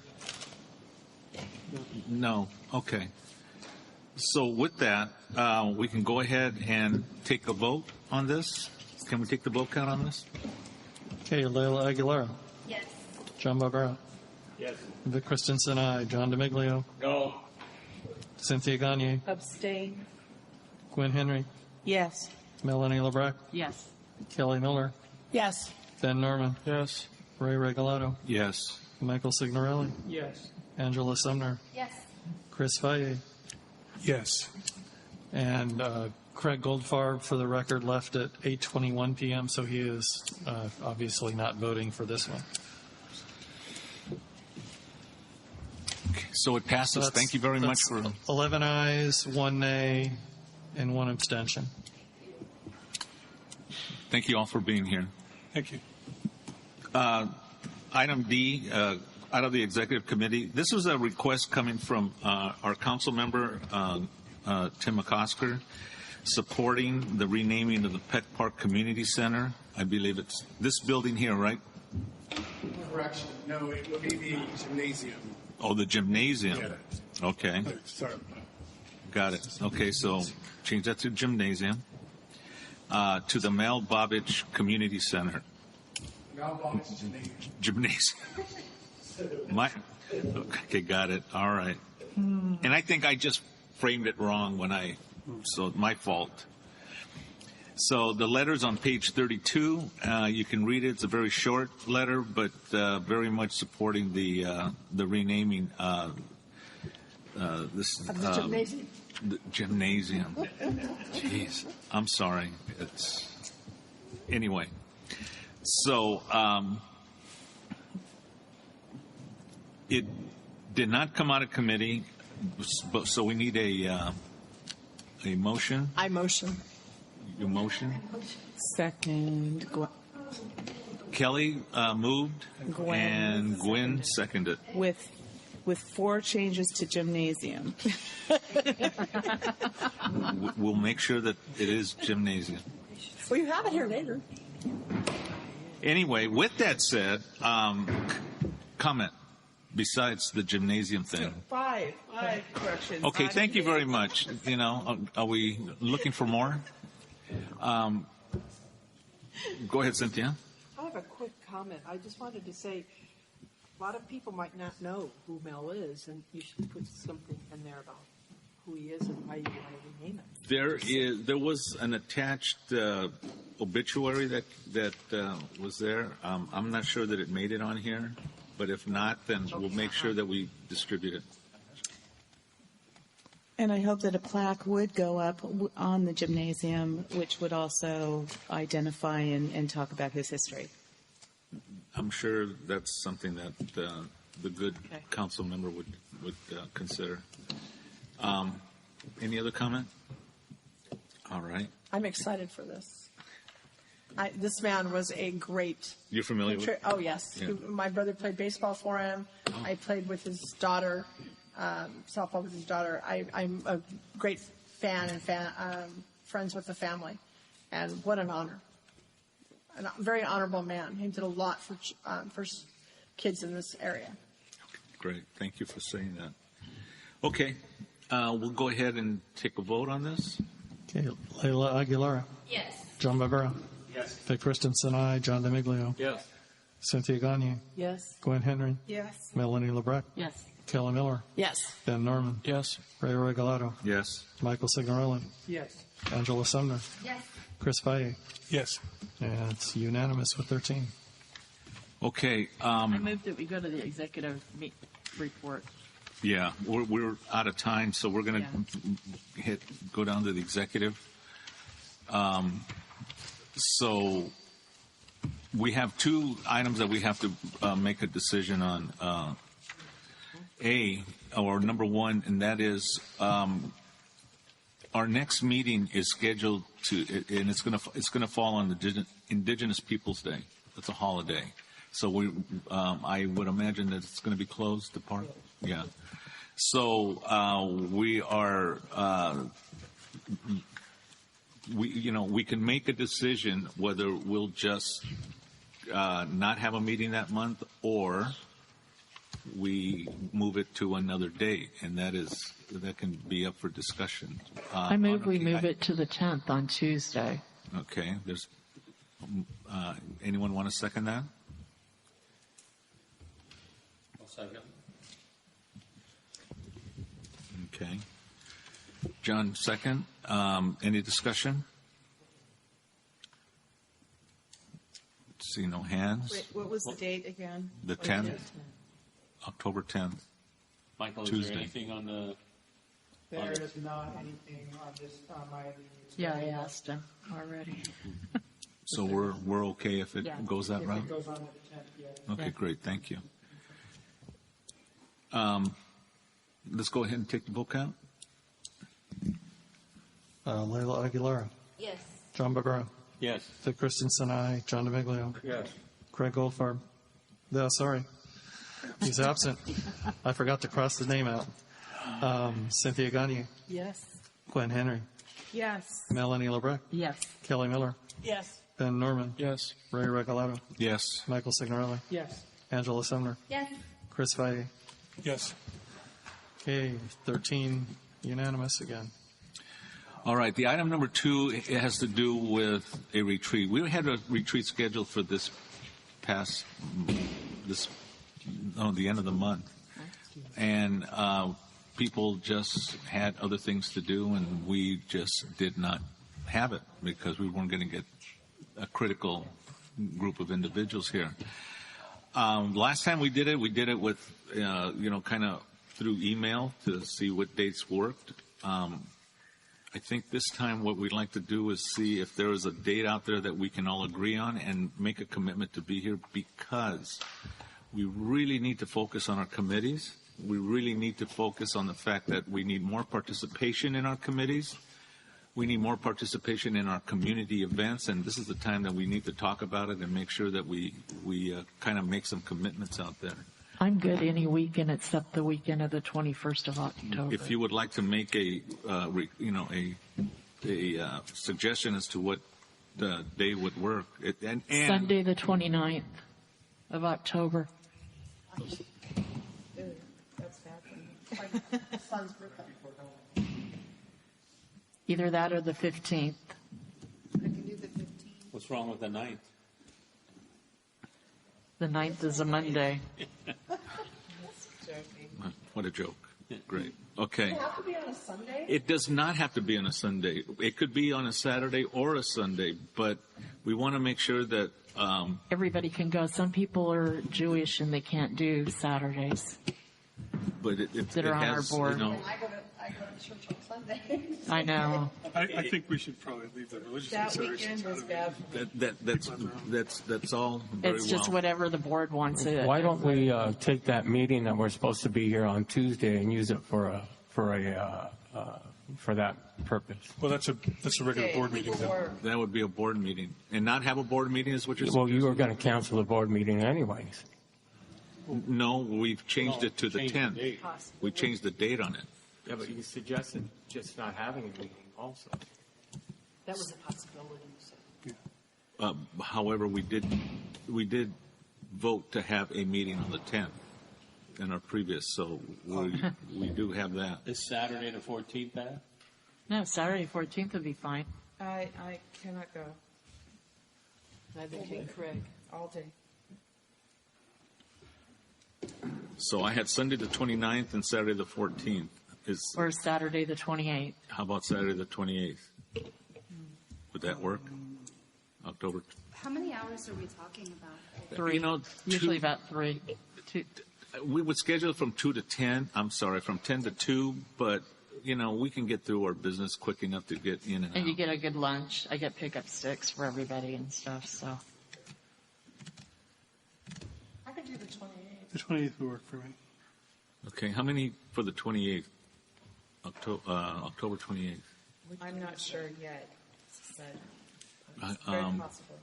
Okay, raise your hands again. 28th. Everybody 1, raise 2, their 3, hands that 4, can do the 5, 28th. 6, 7, 8. And one tentative. Okay, and 1 tentative. And the 29th, which is Sunday? Same conditions. We have 1, 2, 3, 4, 5, 6. And one tentative. And 1 tentative. Okay, just by the numbers, and I really want to emphasize, we need to have this meeting. Yeah. We need to kind of refocus ourselves, because and this isn't my word, it's a word from somebody else, but there seems to be a high level of complacency that's occurring in our neighborhood council, because people are just not participating. And historically, we've been very participatory in these things. I'll use the, movie nights. We would, the last movie night we had, I think I just saw 2 people from our neighborhood council there. I think it's important, too, for everybody. Retreat is an opportunity for you to learn a lot, to learn and as a board, you aren't in a meeting atmosphere, you're in a learning atmosphere, so you can learn about rules and engaging with each other and have the formalities of everything. And the people that are new and from when we're on Zoom after you were elected, I have books that I'm making for everybody that has everything in them. And so it's a good opportunity to really, really focus and get in there and learn about Robert's Rule, learn about procedures, and just get to know the board as a whole and have a nice lunch and everything. Right. So, what about November 5th, the first Sunday of the...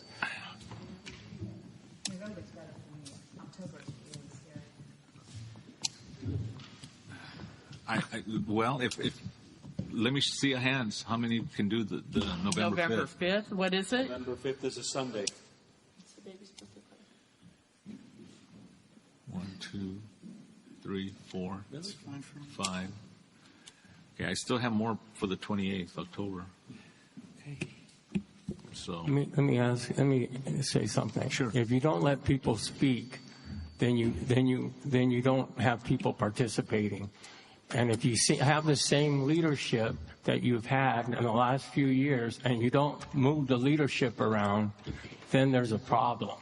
And that's the problem. It's been a problem for the last 6, 7, 8 years. Because we kept voting for him and not anyone else. That's why we have him. He won the vote.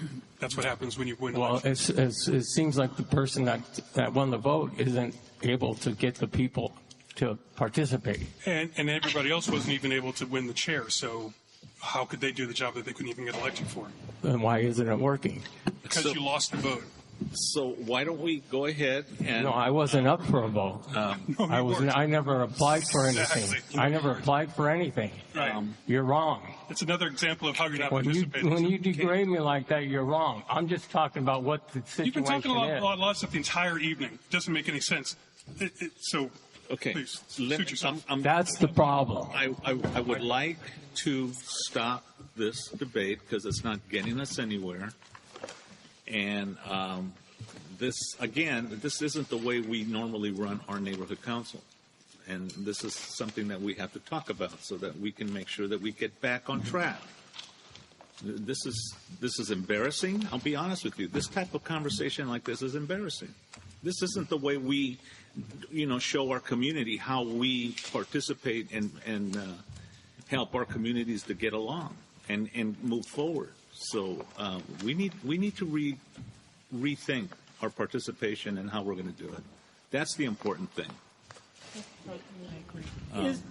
Is there a possibility, like having that social event that we had, like at Diane Nave's house, could the retreat be something like that, where we did it like on maybe a Friday? It's not a social thing; it's a learning thing. This is a training. This is a learning. Okay.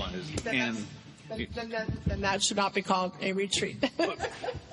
But that's what a retreat. That's what a retreat is to learn and regroup. But you know what, Kelly? I think you also make a good point that perhaps maybe we need a bit more social, togetherness, so we can just put that stuff aside. And not a social thing where we're serving. Because it's funny because where we socialize tends to be like the movie at the park where we all stood and talked and everybody hung out and Chris took pictures and we all had fun. Candy Cane Lane where we all stand around in the rain last year and talk and do things. Or the parade where we went on the trolley. Those are the only social things that we've really had other than the time at Diane's house. And I think maybe we need to get to know each other on other levels too in different places. So thank you for that. I think I'd like to. We're going to go ahead and schedule it for the 28th. I'm going to try to get it at LAPD as we've done in the past at their community room. They were agreeable to the last one. That didn't happen, so that's what I'm going to work on. So I'd like to say one more thing before you leave, and it's really important because it really has a lot to do with your participation. You want to be able to voice your feelings on certain things. You have opportunities to learn and voice. On September 21st, there's going to be a neighborhood council, a partner neighborhood council presentation on a few things that are happening in the community, and that is an update on West Harbor. The other item is going to be kind of an overview of what's happening with the Iowa. There are things that might be happening with the Iowa that people might be interested in. And then more importantly, I think the crux of this whole thing is that there's going to be a connectivity from the port talking about the connectivity plan that we've talked about for years. Diana did a really good survey about what our ideas for the connectivity, and finally the port's moving on that, so there's going to be some updates on that. And so there's going to be a meeting at the Iowa. There should have been a flyer that was supposed to be put out today, but it didn't show up. So there'll be a flyer on it. But kind of keep that date in mind, the 21st, the 20th of September. Time. That I don't know. Okay. That I don't. And then also, if time permits, there might be an update on the Vincent Thomas Bridge project, because that is also going to impact quite a few people, in the harbor community. So anyway, with that, we're way past our bedtime, so we're going to adjourn the meeting. Thank you so much for being here, and we'll see you soon.